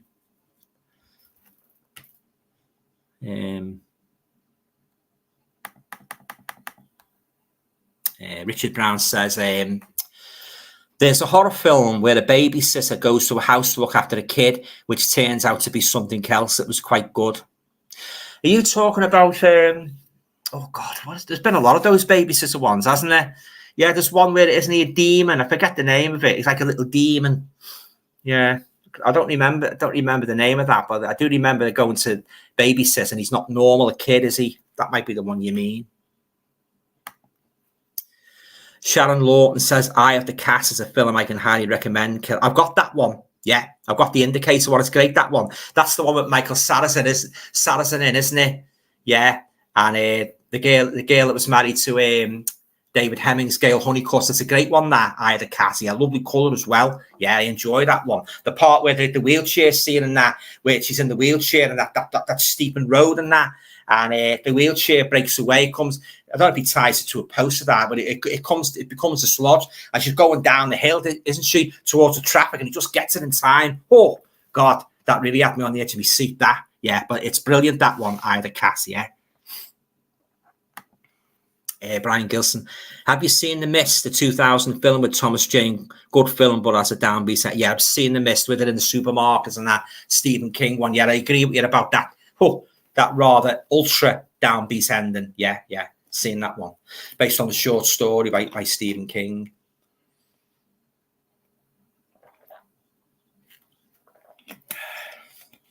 Talking about Stephen King, guys, any of you seen that new Boogeyman movie? I don't fancy that because Jordan went to see that and he says there's quite a few dark scenes in it, and I don't like. One thing I hate in a movie is a lot of dark scenes, so I don't know whether I'll be checking that one out or not. The short story was very good. It's basically like he goes to the psychiatrist and that, and he's in his office and he's lying on the couch and that, telling about what why he's got the mental problem and that, and he turns out Dr. Harper, who's the psychiatrist, he turns out to be the boogeyman because he has a mask on. He pulls the mask off and the boogeyman's the bloody doctor. Oh, great twist, that very creepy twist, yeah. One of Stephen King's best stories, and along with the Man in the Black Suit. I spoke about that a few times. That's very creepy, that one, the Man in the Black Suit. A Mindful Movies is saying, what's your thoughts on the Child's Play TV series Chucky? Oh, well, if you see me video, of done of that, you'll know I'm not a fan.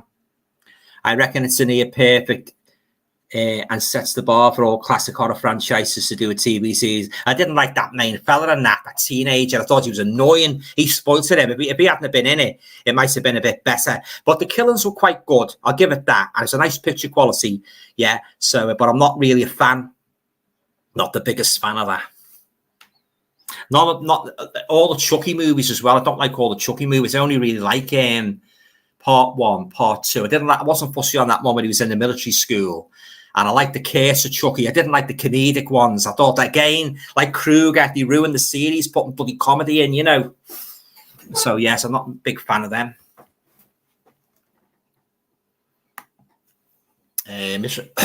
Excuse me. Miserable old git. Talk about woke a lot on the Hardy movement. Oh, we've had that one.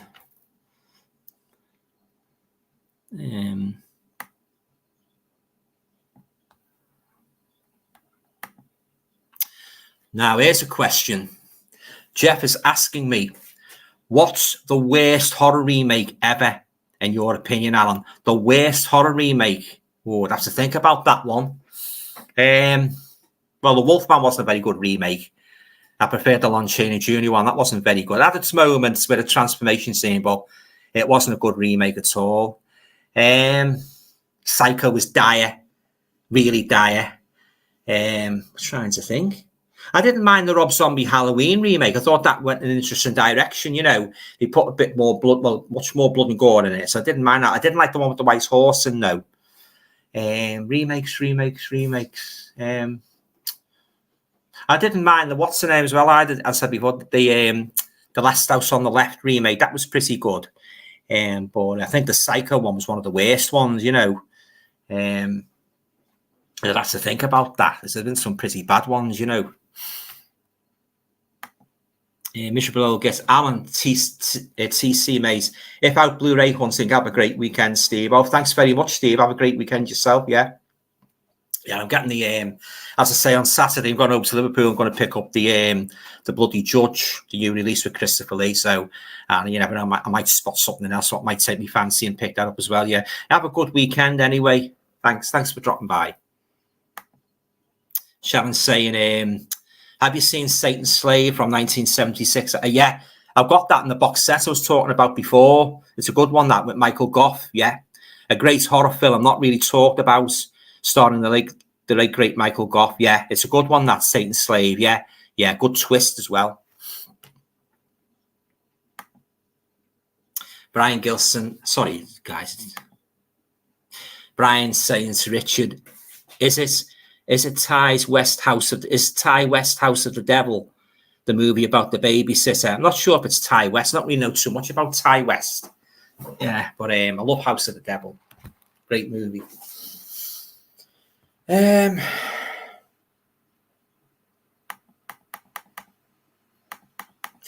Warrenov's in that as well. She plays the mother. She's been in quite a few horror movies. Elaine, I don't know if any of you guys are familiar with her. Elaine Warrenov. She's a great actress. Richard Brown says to Brian, it's the one Alan had seen. The babysitter is a demon. Yeah. Brian to Richard, I will need to check that one out. Yeah. Edward, what's your thoughts on Edward Woodward as an actor? I love him in The Wicker Man. Fantastic. Yeah, that's probably my favorite Edward Woodward movie.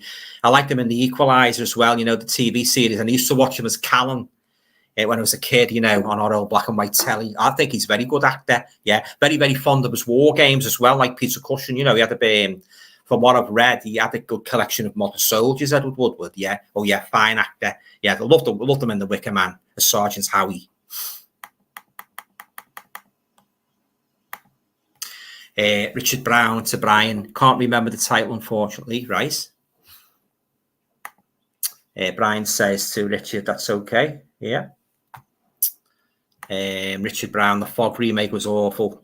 Not a great fan of either. No. I've watched the first Fog a few times. I can't get into it. I thought it was very I'm thinking about Bo Diddley. Very slow and very boring. But I do know that's its fans, but it wasn't for me. No. Nowhere near as good as John Carpenter's other, you know, Halloween, his other movie.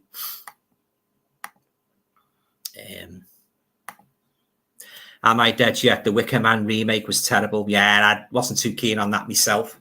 I didn't like the Wicker Tree either. Yeah, that was a major disappointment.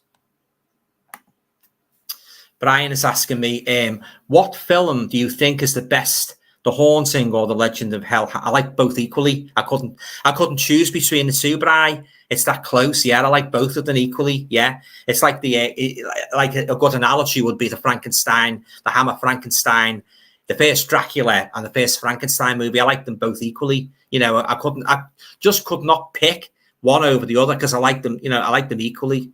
like Boris Karloff's as well, all his Frankenstein films. Some prefer The Bride of Frankenstein, some prefer Frankenstein, some prefer Son of Frankenstein. I like them all equally, you know, they're that good, you know.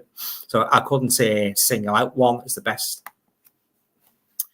A Mind for Movies says, I really didn't like the remake of The Omen. Yeah, the one that it was like word for word. I didn't like that. Yeah, thanks for jogging me memory about that, by the way. Yeah, that's one of the most hated remakes, that, because it was basically a carbon copy of the first one, wasn't it? And nowhere near as good as the Gregory Peck one. The original is smashing, is amazing. I love the second one too. Yeah, I love all the I love all the conventional Omen series and that. You know, even the third one with Sam Neill in when he's grown up, and the one with the part two with that reporter gets her eyes pecked out by the blackbird. Oh my days, that was one horrific scene. That. Yeah, but I love the original Omen. Yeah, I didn't like that remake, as I say. You know, it's very, very. They could have done something different with that entirely. You know, this is the thing with remakes, isn't it? They either film it exactly as it was, or they try to go in a different direction. And more often than not, they fail on both counts for me. You know, so yeah, but one of the worst remakes, the remake of the Omen.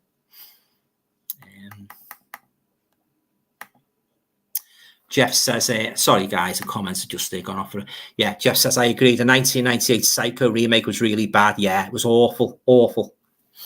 I'll tell you another remake, guys, I didn't like. I just thought now, Black Christmas, the remake of Black Christmas. I love the 1974 one with Olivia Hussey and John Saxon. I thought that's the perfect Christmas horror movie to watch. I watch that every Christmas. But that remake was terrible. And the third one, I didn't even bother going to watch.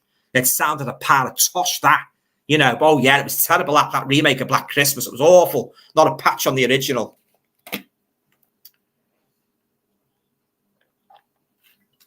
The original is the perfect Christmas horror movie. As I just said, that's the perfect Christmas horror movie for me, that. The 1974 one. Fantastic. Very, very scary and all when you first watch it. A Mind for Movies. Fair play, Alan. You're giving deft answers and get through the comments quick. Yeah, I try to do my best, you know. Yeah. Well, we'll go on till 10 o'clock, guys, as per usual, if that's okay. I really enjoyed it tonight, yeah. And as I say, next Tuesday I'll be having a special guest on, so won't be on Thursday next week. I'll be on Tuesday, so stay tuned for that.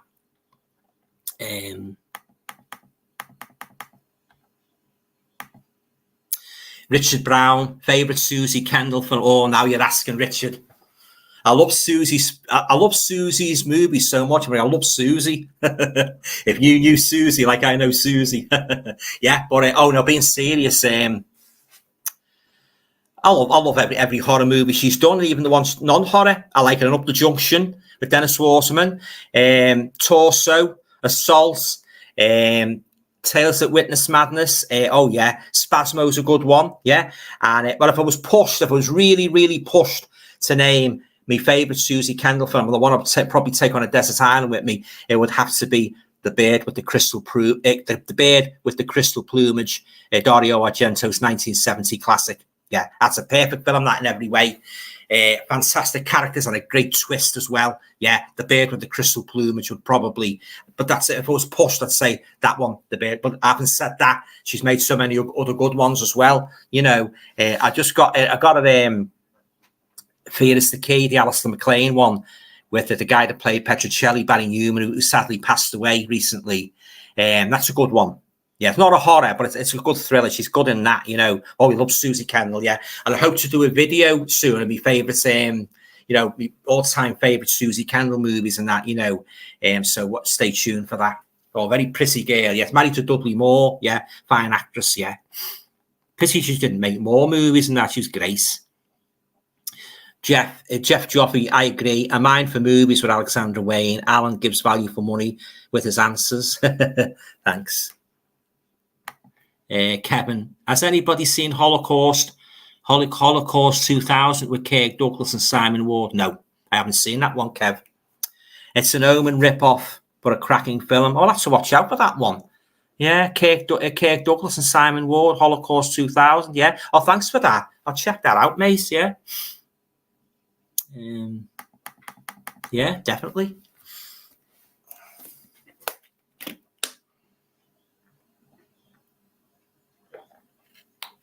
I tell you what I did get, guys. I I wasn't going to get it because I wasn't too keen on the first one. I got Pearl, so I bought that. So I thought I'd give that a try. That's the prequel to X. So once I've watched that, I'll probably do a review of it. Yeah, Pearl. I'm looking forward to getting the bloody judge at the weekend with Christopher Lee. Yeah, I love Christopher Lee. Yeah, so we'll be picking that up. And it just depends what HMV you've got in. It goes to CX and that, see what's going.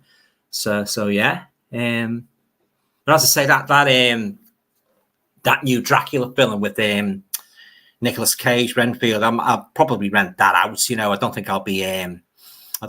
Only if I like it, I'll buy it. Yeah, but I'll rent it out first to see what it's like. Jeff says, not seeing that one, Kevin. I will chase that one up. Cheers.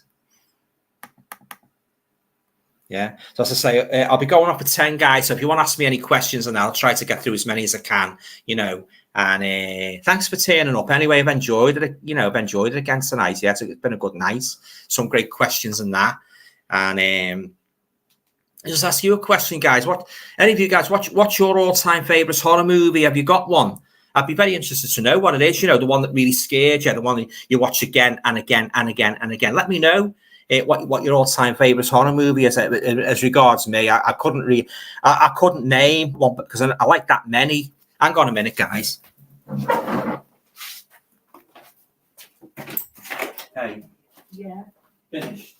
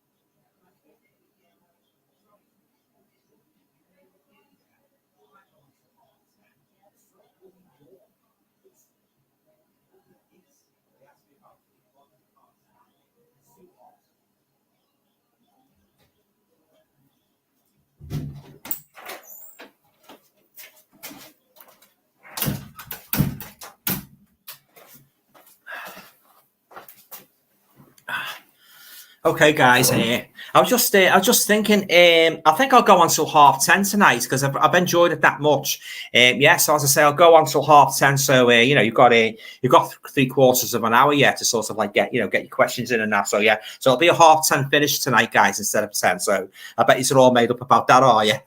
Seeing a bit too much of me tonight. Right. Here we go. Let's get back into the comments. Okay. Richard Brown says, have you seen that one with Richard Harris and Sophie Loren with the disease on the train? Is that called Contagion or something? It sounds familiar, that one. Richard Harris and Sophie, disease on the train. I'm sure it's called Contagion. I might be wrong. I don't know. I don't think I have actually. Kevin says, really good, Jeff, that one. Right. Richard Brown, favorite disaster film. Oh gosh, well, I like the Poseidon Adventure. I'm not really a great lover of them. I watch them, but I'm not really a great lover of them, Richard. But I like the Poseidon Adventure. That's good. Earthquake's all right. Disaster film. I suppose you could call that one where they're trapped in the lift. Is a kind of a disaster film where they go on this lift that goes right up in the, like, is it Switzerland, like a ski resort, and you get trapped in the lift upstairs, up in the lift and that, and they're stuck there all over the weekend and that, and the wolves are all gathering below. That's quite, I forget the name of it. Well, what's it called? Not Snowbound. It's got one word. That's a good one. I like that. It's a kind of a disaster movie, like the thing breaking down, and they're trapped in the snow thing that they lifted, like a little sort of like carriage it is. They're trapped up in the air and that, you know, everybody's gone home. That's a good one. Is it Fallen? What's it? I always forget the name of that bloody movie. That's a good one.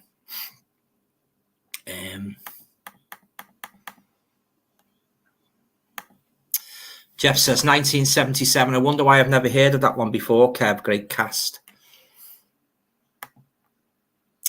Am I Dead? Yes. I haven't got a favourite, but I have to say American Werewolf in London, The Shining, Fright Night, The Lost Boys, Salem's Lot, all good ones. The Wicker Man have got to be some of my favourites. Yeah, good choices there.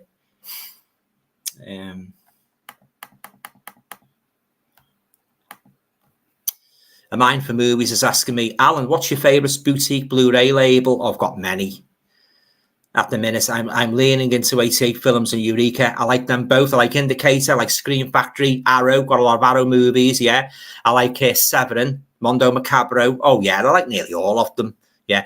Criterion, I think some of their cases are quite plain looking, you know, although they have done some good releases, you know, yeah. I was watching, talking about a Criterion, I was watching one the other night called, it was a true crime one, guys. Some of you might have seen it. It was written by Truman Capote, and it's called In Cold Blood. It's basically about these two guys in America, like the sort of like convicts and that, and they go to this house, and this farmer's house, and it was families, but he's living there with his family, his wife and his son and his daughter, and he's supposed to have a safe. There's thousands of dollars in it and that. And one of the guys had heard from a prison, somebody in prison told him that this farmer, he had his safe and that, you know, in his house and that. So they go to the house and that, and he swore when he finds there's nothing, there's only $43. They slaughter the poor family in cold blood. That's why it's called In Cold Blood. Yeah, but it was a bit slow, guys. It was, and it had flashbacks as well. So even the novel's quite hard to get into. So I've sold on eBay now, the Criterion of In Cold Blood. Got some good special features on it now, you know, interview with Truman Capote. But very, very bad case, like a bit like the Manson murders, but the Manson murders was even worse. But this was pretty bad, like the way they cut the father's throat, you know, the farmer, and then he just slaughtered the family and that, you know, basically in their beds, really, you know. So if you like true crime and you haven't heard of In Cold Blood, you might like to check that one out. It's written by Truman Capote, yeah. But yeah, I like nearly all the boutique labels. Yeah, they all do a good job. Very sad about Network though, wasn't it? They one of my favourite labels. They've gone under now, haven't they? Tony York, Cassandra Crossing is the Harris Loren film. Yeah, I haven't seen it, so I couldn't really comment, mate.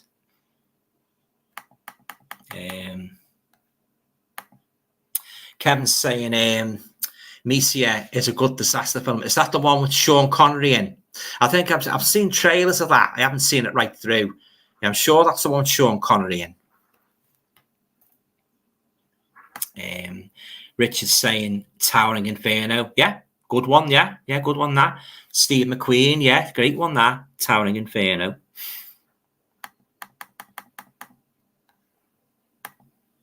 Kevin's saying 2 Minute Warning is a cracker. I haven't seen that one either, Kev, so I can't really comment on that. Should imagine it's to do with nuclear, is it? Jeff Joffrey, you're keeping me awake, Alan. Oh, sorry about that, Jeff. Yeah, sorry about that. I've been going to bed a bit early, what with this hot weather sending me off. Thanks, Alan. You're all right, Jeff. No problem. Yeah, just 10:30 tonight, like, because I've been enjoying that. So I've changed my mind. It's staying a bit longer. Yeah, so there you go. No later than 10:30, I promise you. I'll be off. On the dot 10:30. I'll love you all and leave you. Yeah. So again, thanks for turning up, guys. I've really enjoyed it. Yeah, love talking to you all on a Thursday night. Richard's saying Zodiac is a good true crime film, but made like a horror film. Yeah, I've heard of that one, Zodiac. I haven't seen it, Richard. So yeah, I'll have to check that out at some point in the future. Kevin says, Eureka and Indicator on the UK, Kino, Warner Archive, Screen. They're all good there, boutique labels, Kev. I wouldn't dispute any of them, what you've listed there. I love my slipcovers as well, you know, I'm a real sucker for my slipcovers and that, you know. I don't understand some of these people throw the chuck slipcovers away, you know. I mean, why? You know, why? You know, I think it's like the icing on the cake, isn't it? You've got a nice slipcover, especially if it's a movie what you like, you're very fond of. You know, I think that's complements it very nicely, in my opinion. Richard Brown, BFI are good too. Yeah, BFI, yeah. Yeah, so just waiting for some more comments, guys. Yeah, I've enjoyed it tonight. Yeah, thanks for turning up. Been a good night. And as I say again, if you ever want to be a guest on my channel, drop me a line. You know, I'd be happy to add you to the list. I've got a list there of all the people that I'm going to be having on over the next couple of weeks. 1 week it could be one week it could be two, 1 week it could be three. Just depends on how people are fixing that. You know, got to sort out a mutually convenient time and place. So yeah, so I'm looking forward to it. A Mind for Movies is saying favorite horror movie, John Carpenter's The Thing, Halloween 2018, The Exorcist. There's so many, it's hard to lot. I know, yeah, I'm the same. There's so many, isn't there? So many great ones there. But I've said this before, if I was to ask what was the movie that got you into horror, it's got to be Boris Karloff and Frankenstein from 1931. I remember, I'm beginning to sound like a broken record, aren't I, guys, with Frankenstein? But that's the movie that got me into horror. It's as simple as that. When I first watched it back in the late 60s on our old little black and white telly, I often refer to, I was hooked. And when I saw The Wolfman, when I saw Dracula, I was that made me even cemented me liking for horror even more. And when I saw Hammer again, a couple of years later in Glorious Technicolor, wow. All I can say is wow. Yeah. I sound like that song, don't I? If they could see me now, all I can say is wow. Yeah. So, yeah. But Boris Karloff's Frankenstein is definitely the one that got me into horror. God, what a performance that was. Kevin, no, Alan, 2-minute warning is a film about sniper at the Super Bowl. Oh, right. Yeah. Charlton Heston, I can recommend it, guys. Alan, 100%. Right. I'll have to check that out, Kev. Yeah. Cheers, mate. Tony York, yes, I saw 2-minute warning a while back. It is well worth picking up. Right. Yeah. As I say, I'll definitely check that one out. Thanks. Richard's saying, favorite American horror film actor, favorite British horror actor. Let's think now. My favorite American horror film actor has got to be the late great Vincent Price. And my favorite British horror actor, I couldn't name one. There's so many. Peter Cushing, Christopher Lee, Boris Karloff. You know, there's so many great British horror actors. You know, Michael Gopp's a good one. He's another good actor. But oh yeah, Cushing and Lee, definitely, you know, Boris Karloff, you know. There's been so many great horror actors, both American and British, you know, over the years. Yeah, so.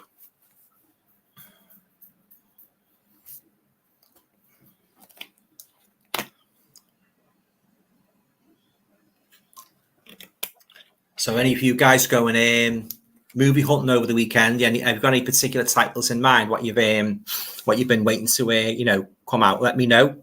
But be very interested to hear, you know, your what you're going to buy and that, you know, films what you've been waiting for to come out. Yeah. I got a great release the other day, guys, of a 4K of one of my all-time favorite zombie movies and that, Burial Ground. Got a lovely 4K. Yeah, fantastic. That's going to be in my next pickups video, which should be coming very, very soon. But lovely edition, lovely slipcover, you know, packed with special features and that. It's a great one, that. One of my all-time favorite zombie movies, yeah, Burial Ground. Yeah, it's great, yeah. If you haven't seen it, if you like your zombie movies, I'd highly recommend you check that one out. Burial Ground. It's a cracking movie. Kevin William Wardle, 101, do the Blu-ray of 2-minute warning, Alan. Oh, right, I'll check that out. Thanks, Kev. What's your thoughts on The Thing? Not a fan. No, not even at the prequel. I've watched it a few times. I can't get into it, you know. I know a lot of people like it. I do like the snowy setting, you know, being a winter person. But yeah, I'm not really a huge fan of that. I do prefer Carpenter's other horror movie, like Halloween, of course. Yeah, I'm not a great fan of any of the Thing movies, really. Not even the old version, Who Goes There, you know, that was made in the 1950s. Not a fan of that. So yeah, the Thing's not one, and I'm afraid the Thing doesn't tick any boxes for me in terms of a good horror movie. Tony York is saying Robert Shaw in Black Sunday is another good one set in a packed sports stadium involving the Goodyear blimp filled with explosives. I haven't seen that one. No. Loved Robert Shaw in Jaws. He was fantastic, wasn't he? Kevin says, I'd like Dracula AD 1972 on Blu-ray. I only have the DVD. Dracula AD 1972 is available, Kev, on the HMV Premium range. I've got that, and a Satanic Rites of Dracula. They're both available. It's getting phased out. That, isn't it? The HMV Premium Collection. I got both of them. Dracula AD 1972 and the Satanic Rites of Dracula. They're both available with lovely slipcovers as well on the HMV Premium range. Yeah, they're also available from America as well. Yeah, so I had to say I first got them from an American label, but then when I saw the HMV release with the lovely slipcovers, I sold the American ones and bought the HMV ones. Yeah, so you might be able to get them. Yeah, I was surprised you didn't know that was out on Blu-ray. Yeah, cracking edition. Jeff Joffy says War of the Whales 1953 special effects still look good 70 years on. Watched it last night. Great film. I haven't seen that one for ages. Is that the one with Gene Barry in? Yeah, my mum's not too keen on that movie. And every time I mention it, I don't like that movie, you know. But it's ages since I saw it. Yeah, so I'll have to give that another a rewatch at some point. Kevin's saying Black Sunday is great. Yeah. A mind for movies. Wow, really? Yeah, so there you go. Any of you guys been to see any horror movies on the pictures lately? Any particular favourites? Yeah, discuss them. Yeah, anything at all to do with horror, you know, anything. Yeah, even books, favourite horror books, you know. My two favourite horror writers are James Herbert and Stephen King. Yeah, but I must admit, the last couple of books what Stephen King's written, I've been usually disappointed, especially Fairy Tale. You know, that's just come out on paperback. I'm not really, not a fan of that. He seems to be drifting away from the horror, you know, the horror sort of like the horror stories and going into sort of like fantasy, and I don't really like that. I like him to stick with horror. But yeah, let's go back to the comments, guys. Right, Richard's saying favourite non-horror. Oh, there's so many. Oh God, I just couldn't possibly answer that. Favourite non-horror film. Oh no, I couldn't answer that at all. There's so many. Yeah, I'm a great fan of Abbott and Costello's movies and that, you know. Although I do know they did a couple of Meet the Monsters movies, didn't he? Yeah, a lot of, mostly they were ordinary non-horror movies, weren't they? I'm a great fan of their movies. I like Norman Wisdom's movies, Everyday Life. I like Up the Junction, Susie Kendall. I like Abbott the movie, Oliver. You know, Lionel Bart's Oliver. So many. Kevin's saying there's still some Hammer films I need on Blu-ray. Got all the DVDs. Yeah. What I've been doing, Kev, I had quite a few of the Studio Canal Hammer films and that. But when I saw Scream Factory releasing the same titles with piles and piles of extras, I bought the Scream Factory ones. But what I did, I kept the slipcover from the Studio Canal movie. So I've got the best of both worlds. I've got the slipcover. I've got the slipcover of the Studio Canal, and I've also got the Scream Factory, which is slotted inside and that. So yes, I think that's great. That when you can sort of like you can slot the slipcover over an American edition and that. So that's what I've been doing. Yeah, the Scream Factory ones are much superior to the Studio Canal, although the picture quality is the same. They're much superior in terms of the amount of special features you get, if you know what I mean. So that's what I've been doing. Yeah, but they've done some great releases of the Hammer films. Scream Factory.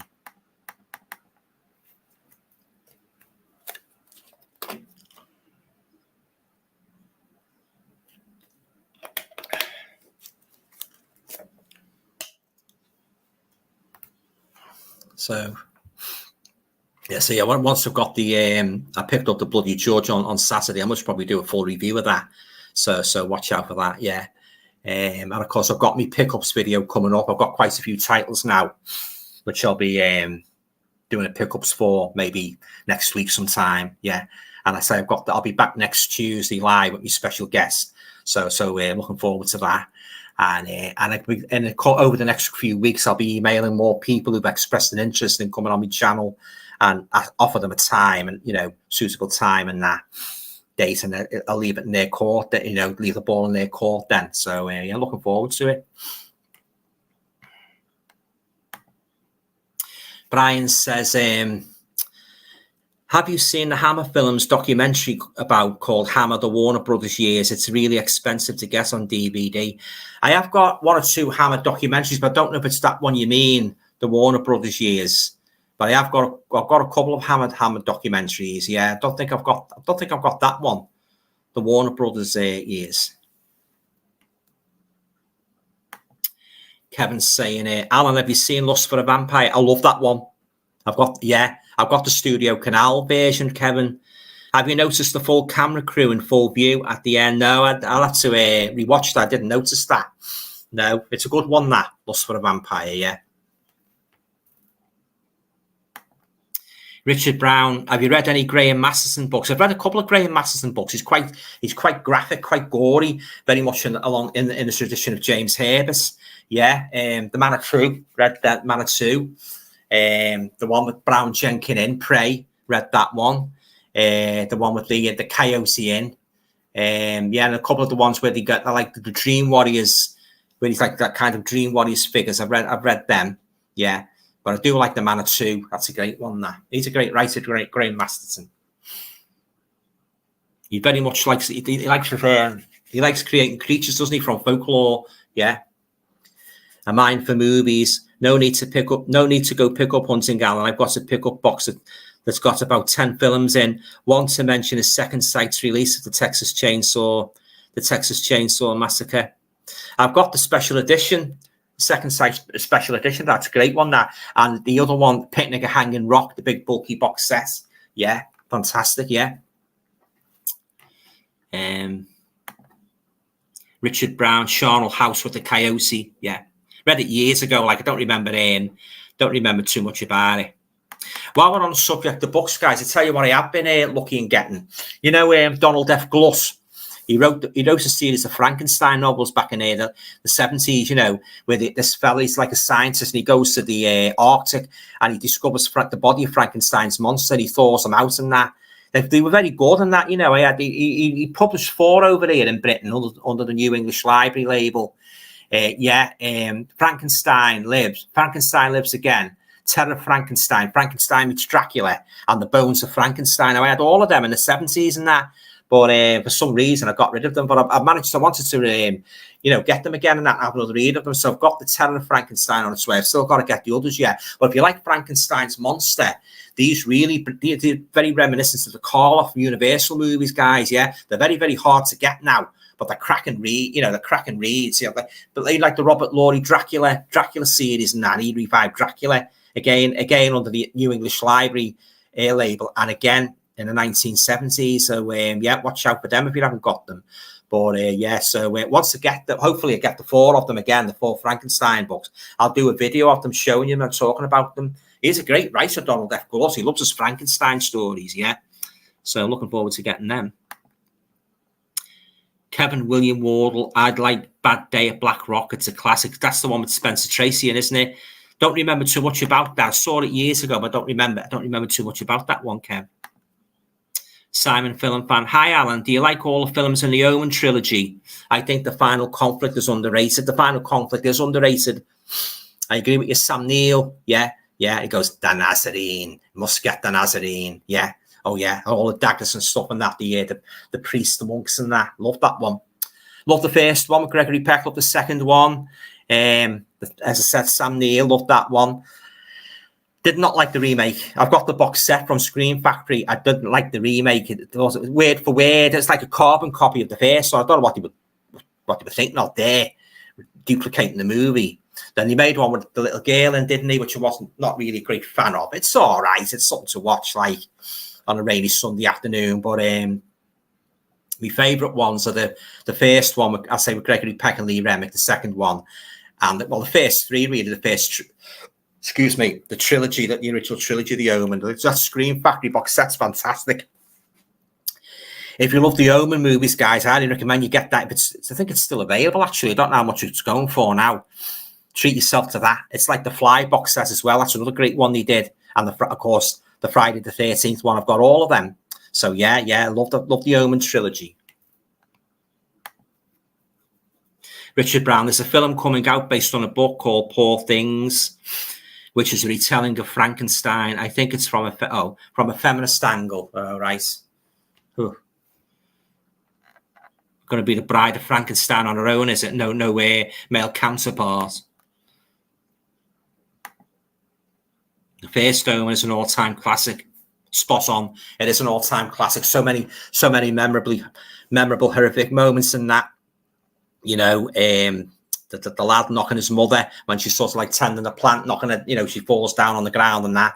Mrs. Baylock, the creepy nurse played by Billy Whitelaw, where she creeps into the room, into the hospital room, and finishes Pauline Remick off, you know, and that dog, that bloody big Rottweiler dog, oh yeah, and the photographer getting his head sliced off. So many horrific, memorable scenes in The Omen. It's an absolute classic, you know, and of course that very, we were talking about downbeat endings before, weren't we? Very, downbeat ending with Gregory Peck in the church, yeah. Oh yeah, it's a classic, The Omen. I love it. Shane Kirkley. We'll be watching The Haunting 1963. It's a great one that I mentioned that before. And The Haunting of Hell House. Yeah, great they are, both of them. At the Weekend, Alan, two of my favourites. The Grace. Yeah, definitely, yeah. The Others is a good one as well. With Nicole Kidman. That's got a great twist. That's a good haunted house movie. The Others. Yeah, and as I say, The Innocents with Deborah Carr. That's a good one. Yeah. Very, atmospheric in that. Yeah, Grace. They did a good version of you know, James Herbert, my favourite horror writer, the British horror writer. He wrote a story called Haunted, and he did a pretty good version of that a couple of years ago with the Irish actor in. Is it Quinn? I forget his first name. It's Quinn. He took the part of the investigator of David Ash. That was a pretty good haunted house movie, Haunted. But yeah, great. They're two great ones. Them, Shane. A Mind for Movies. A film that gets a lot of hate is The Devil Inside. I give it a strong 8 out of 10. Have you seen it? The Devil Inside. Is that? Oh God, what is that? That's not the one with Juliette Mills in, is it? From 1974, which is like a spin-off of The Exorcist. I think isn't that The Devil Within It? The Devil Inside. I don't think I've seen that one. No, I suppose it's like a reminiscence of The Exorcist by the title. That's the guy, Aidan Quinn, who took David Ash off in Haunted. Yeah, great actor, Aidan Quinn. Thanks for that, Richard. I've got the Blu-ray of that, the imprint of that one. Great. So, oh yeah, I like a good haunted house story and that, you know, atmospheric and that. Yeah, but yeah, they're great movies. Them, yeah, very well done. Kevin says, I got a Blu-ray to watch at the weekend called While the City Sleeps, starring Donna Andrews and Vincent Price. I haven't seen that one. While the City Sleeps, I'll have to get that one. Was that made in the 1950s with the black and white one? Yeah, I'll have to get that one. I love Donna Andrews and Night of the Demon. That's an absolute classic, that one. Yeah, thanks for that, Kev. Yeah.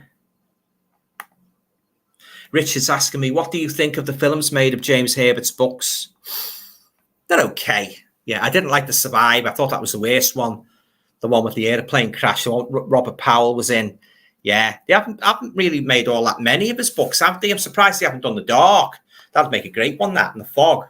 But they done The Rats, didn't they? Deadly Eyes. That was okay. As I said, Haunted was okay. Didn't like The Survivor. I'm just trying to think. Oh, The Shrine as well.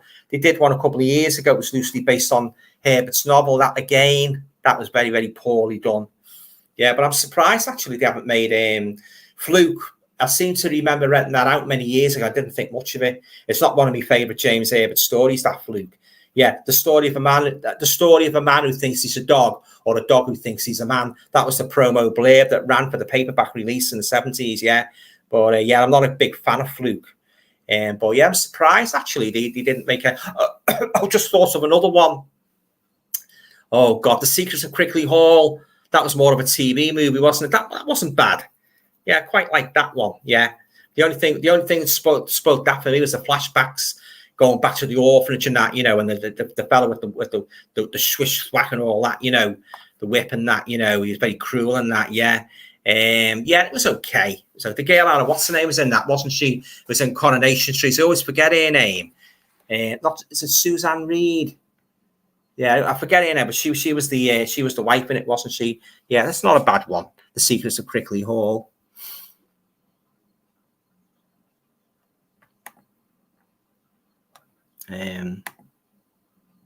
Sorry guys, it's comments.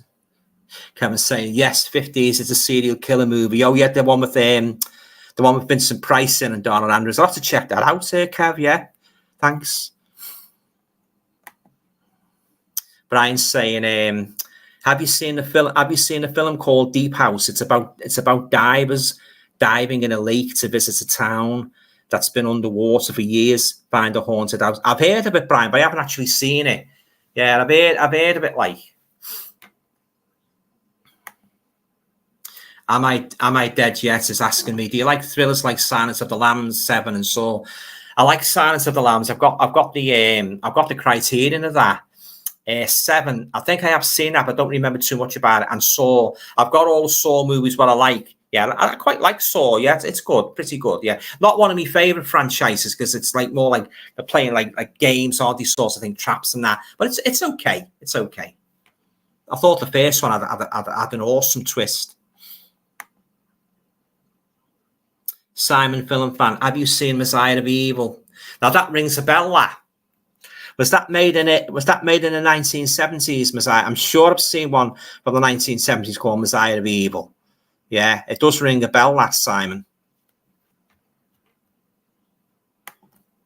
Richard Brown, Suzanne Jones, yeah, the girl that was in The Secrets of Crickley Hall, yeah, the girl that was in Coronation Street, yeah. A mind for movies, The Devil Inside is a found footage, not really into found footage now. Found footage docufilm crew.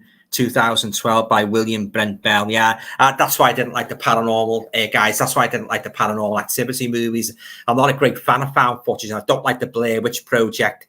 I don't like found footage in general. They just don't tick all the boxes for me. I found them extremely corny, extremely boring, dull, and at times ridiculous. I mean, I've seen many a found footage movie where this is when I first started watching it. I don't like these, where there's been people getting killed and that, and ghosts appearing, and the fact they're still holding the camera. That in real life, you'd crap your pants, wouldn't you, and drop the camera and run. But they're still filming and that, as if it's nothing in that. Oh yeah, just corny. The only real found footage movie I like, guys, is one called I've spoke about this one before. A movie called Creep, where this guy, he's into, filming. He's into filming people in the homes and that for different events. He's a bit of a expert at videos and that, video photography. He gets an assignment to go and film this guy. He's supposed to be dying of cancer, and he wants this guy to, this photographer, to make a film of him his last days and that. He's going to give it to his son when he dies.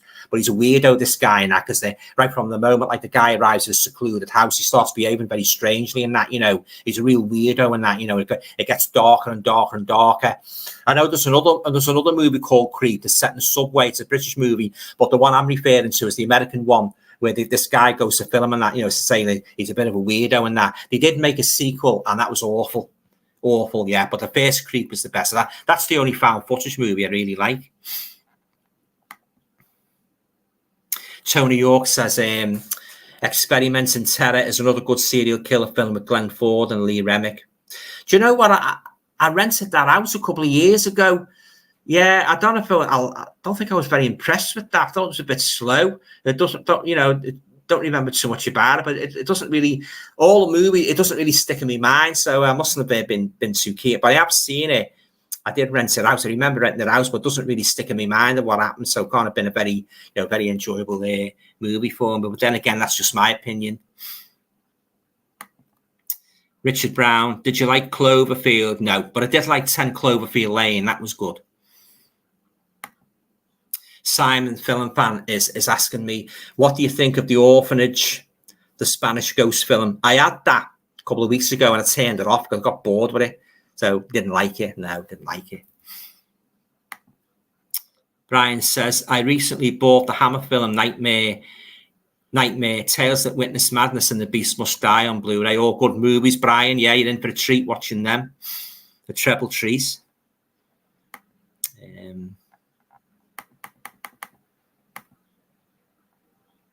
Yeah, so I'll be finishing, as I say, 10:30, guys. So if you want to get last minute questions in, fire away, and I'll be happy to answer as many as I can.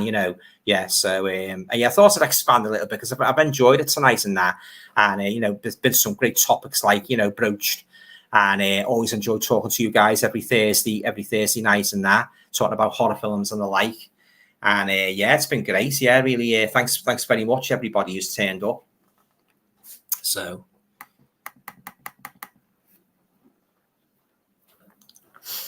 So if you guys got any, getting back to the subject of fiction, horror fiction, if you guys got any favourites horror writers, I love James Herbert, Stephen King. I like Ramsey Campbell, Graham Masterson. I like some of the old authors as well, like R. Chetwynd Hayes. He wrote some cracking ghost and horror stories. Yeah, the guy that wrote all the ghost books. M.R. James, he's supposed to be the master of the English ghost story. Yeah, a lot of those authors have been highly influential in regards to me becoming a horror writer myself. So I hope to be having a new book out soon. I won't say too much about it, what it is, but it's good. It's the ideal book for horror fans and that, So that should be publishing that soon. I haven't had a book published for ages, so I'll be publishing that very, very soon. And I've always wanted to write a novel, so that's another thing that's uppermost in my mind, doing a novel. Yeah. So, I love writing, love reading that, love horror fiction. Richard Brown, give The Orphanage another go, Alan. It's fantastic, very scary and some great shocks. Yeah, I'll give it another go. Brian Gilson, I love the werewolf break, trying to guess who the werewolf is. My favourite horror writers are Stephen King, James Herbert, and Dean Koontz. Yeah, you have to guess who the werewolf is, don't you? In The Beast Must Die. Yeah. Very unusual movie, that, isn't it? Yeah. But yeah, great writers there. Still, I must admit, I haven't really read all that much of Koontz, but of course, Stephen King and James Herbert, so everything they've ever published, I've read. Yeah. Am I Dead? Yes. Who do you prefer, John Carpenter or Wes Craven? I like them both. Yeah, I like them both. I think they're great. Both of them are great masters of the craft. They've directed some great movies. John Carpenter, of course, my favorite John Carpenter movie is Halloween, and my favorite Wes Craven movie is A Nightmare on Elm Street. Yeah, so yeah, both of them are great. So that's one movie, Wes Craven's, guys. I'd like to guess. Deadly Friend. Yeah, I believe Scream Factory have recently released a special edition of that.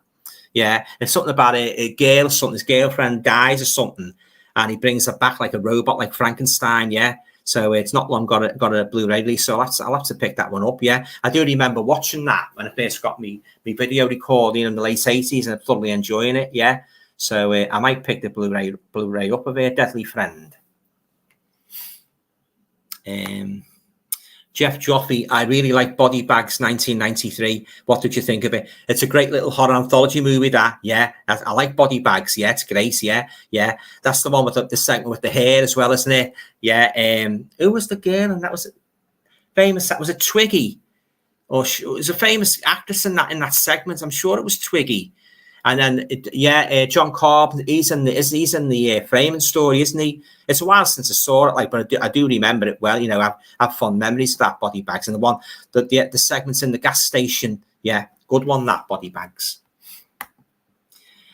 Simon, film fan, favourite Italian horror. Oh, now you're asking. Yeah, and there's been so many Italian horror films, both good and bad. But I do like Suspiria. I like The Bird with the Crystal Plumage. Torso. I like some of the Italian zombie movies. Yeah, very, very hard to name particular favourites. I love Suspiria. Richard Brown, Robert McCammon, Clive Barker, Arthur Machen, yeah, H.P. Lovecraft, Peter Straub, to name us a few, yeah, all masters of their craft.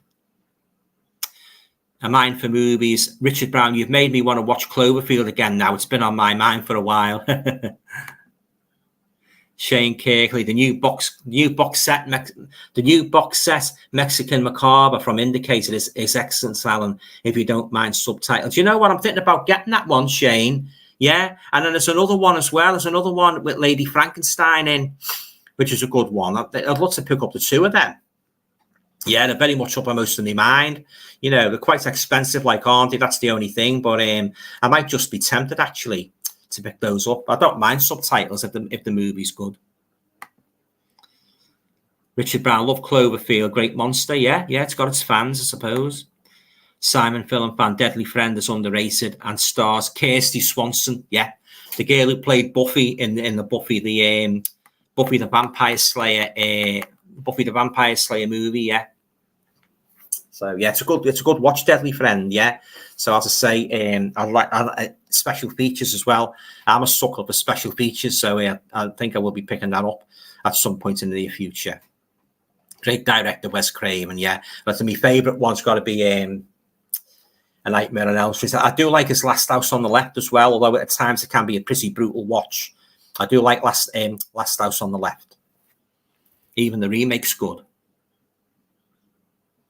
Richard Brown, I think I'll get that Mexican Macabre box set. Join the club. I might get it myself. Yeah, I might treat myself. Yeah. And then that other one as well. There's another one come out as well, say with Lady Frankenstein in. Yeah, and so I might get that one as well. The only thing is with box sets, you take a little bit of a gamble. As I found when I bought the two Christopher Lee box sets, from Severin, I was profoundly disappointed with both. The movies were awful. There was only one or two good ones in them, So, yeah, this is the chance you take. And the Paul Naschy ones as well. I bought his box sets a couple of years ago because I'd heard a lot of good things about him. He was like the continental Boris Karloff and Lon Chaney Jr., Spain and that, and the continent and that, because he's made a lot of werewolf movies. So I thought I'll get his movies, and I got them a couple of Christmases ago, and most of them were rubbish. They weren't for me. So, and this one here, guys, I showed you before, that's not very good either. The Hanging Woman. Yeah, so it's got the Sweet Sound of Death on.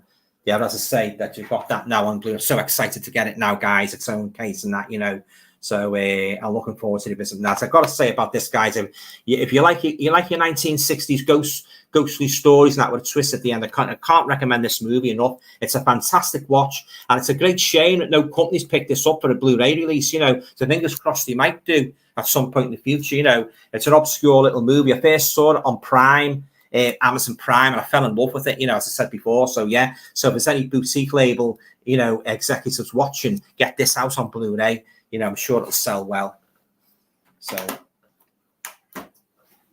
right, guys, we've got 5 minutes to go. So if you want to get your questions in, as I say, I'll get through as many as I can before I sign off for the night.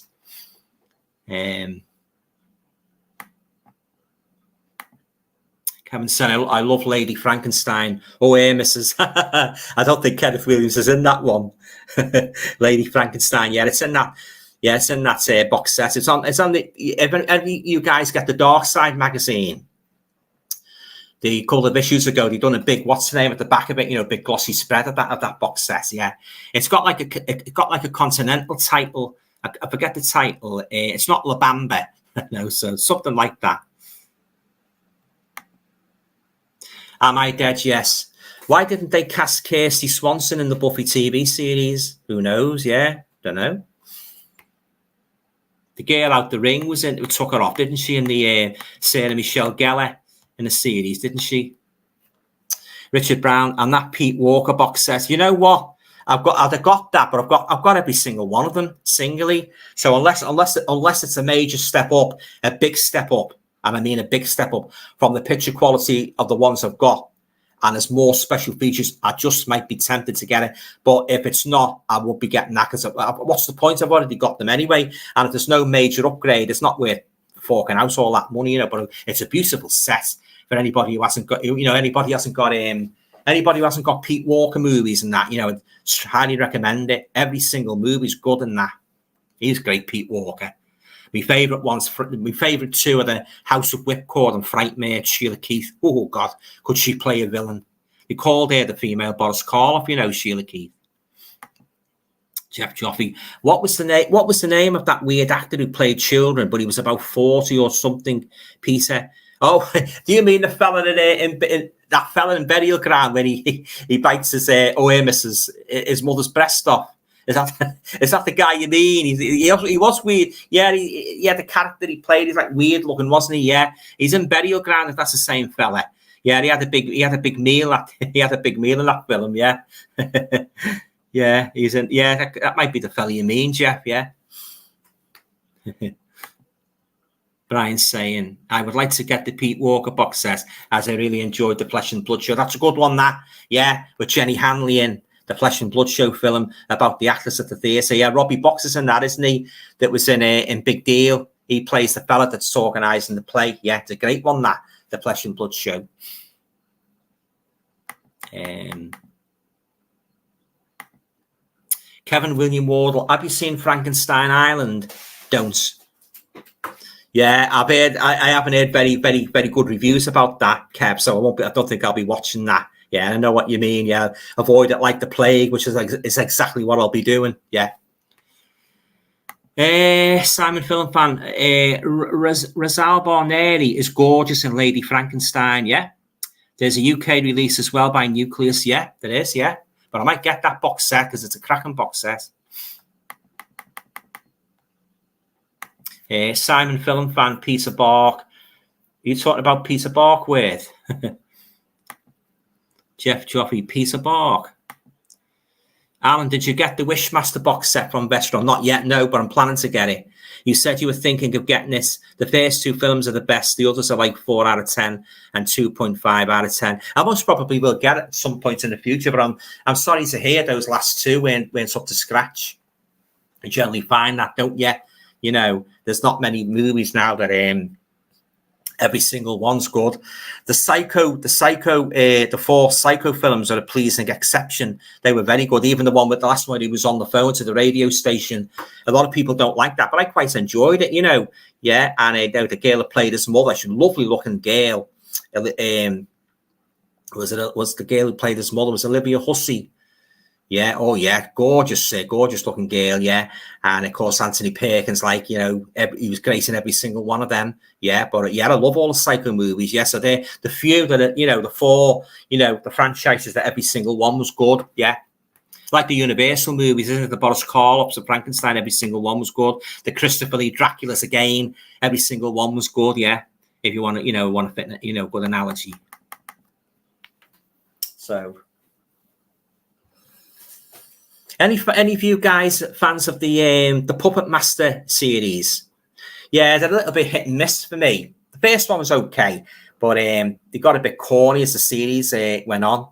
I didn't like that puppet with the leech woman. I thought that was a bit stomach churning. That, yeah, I didn't like that one.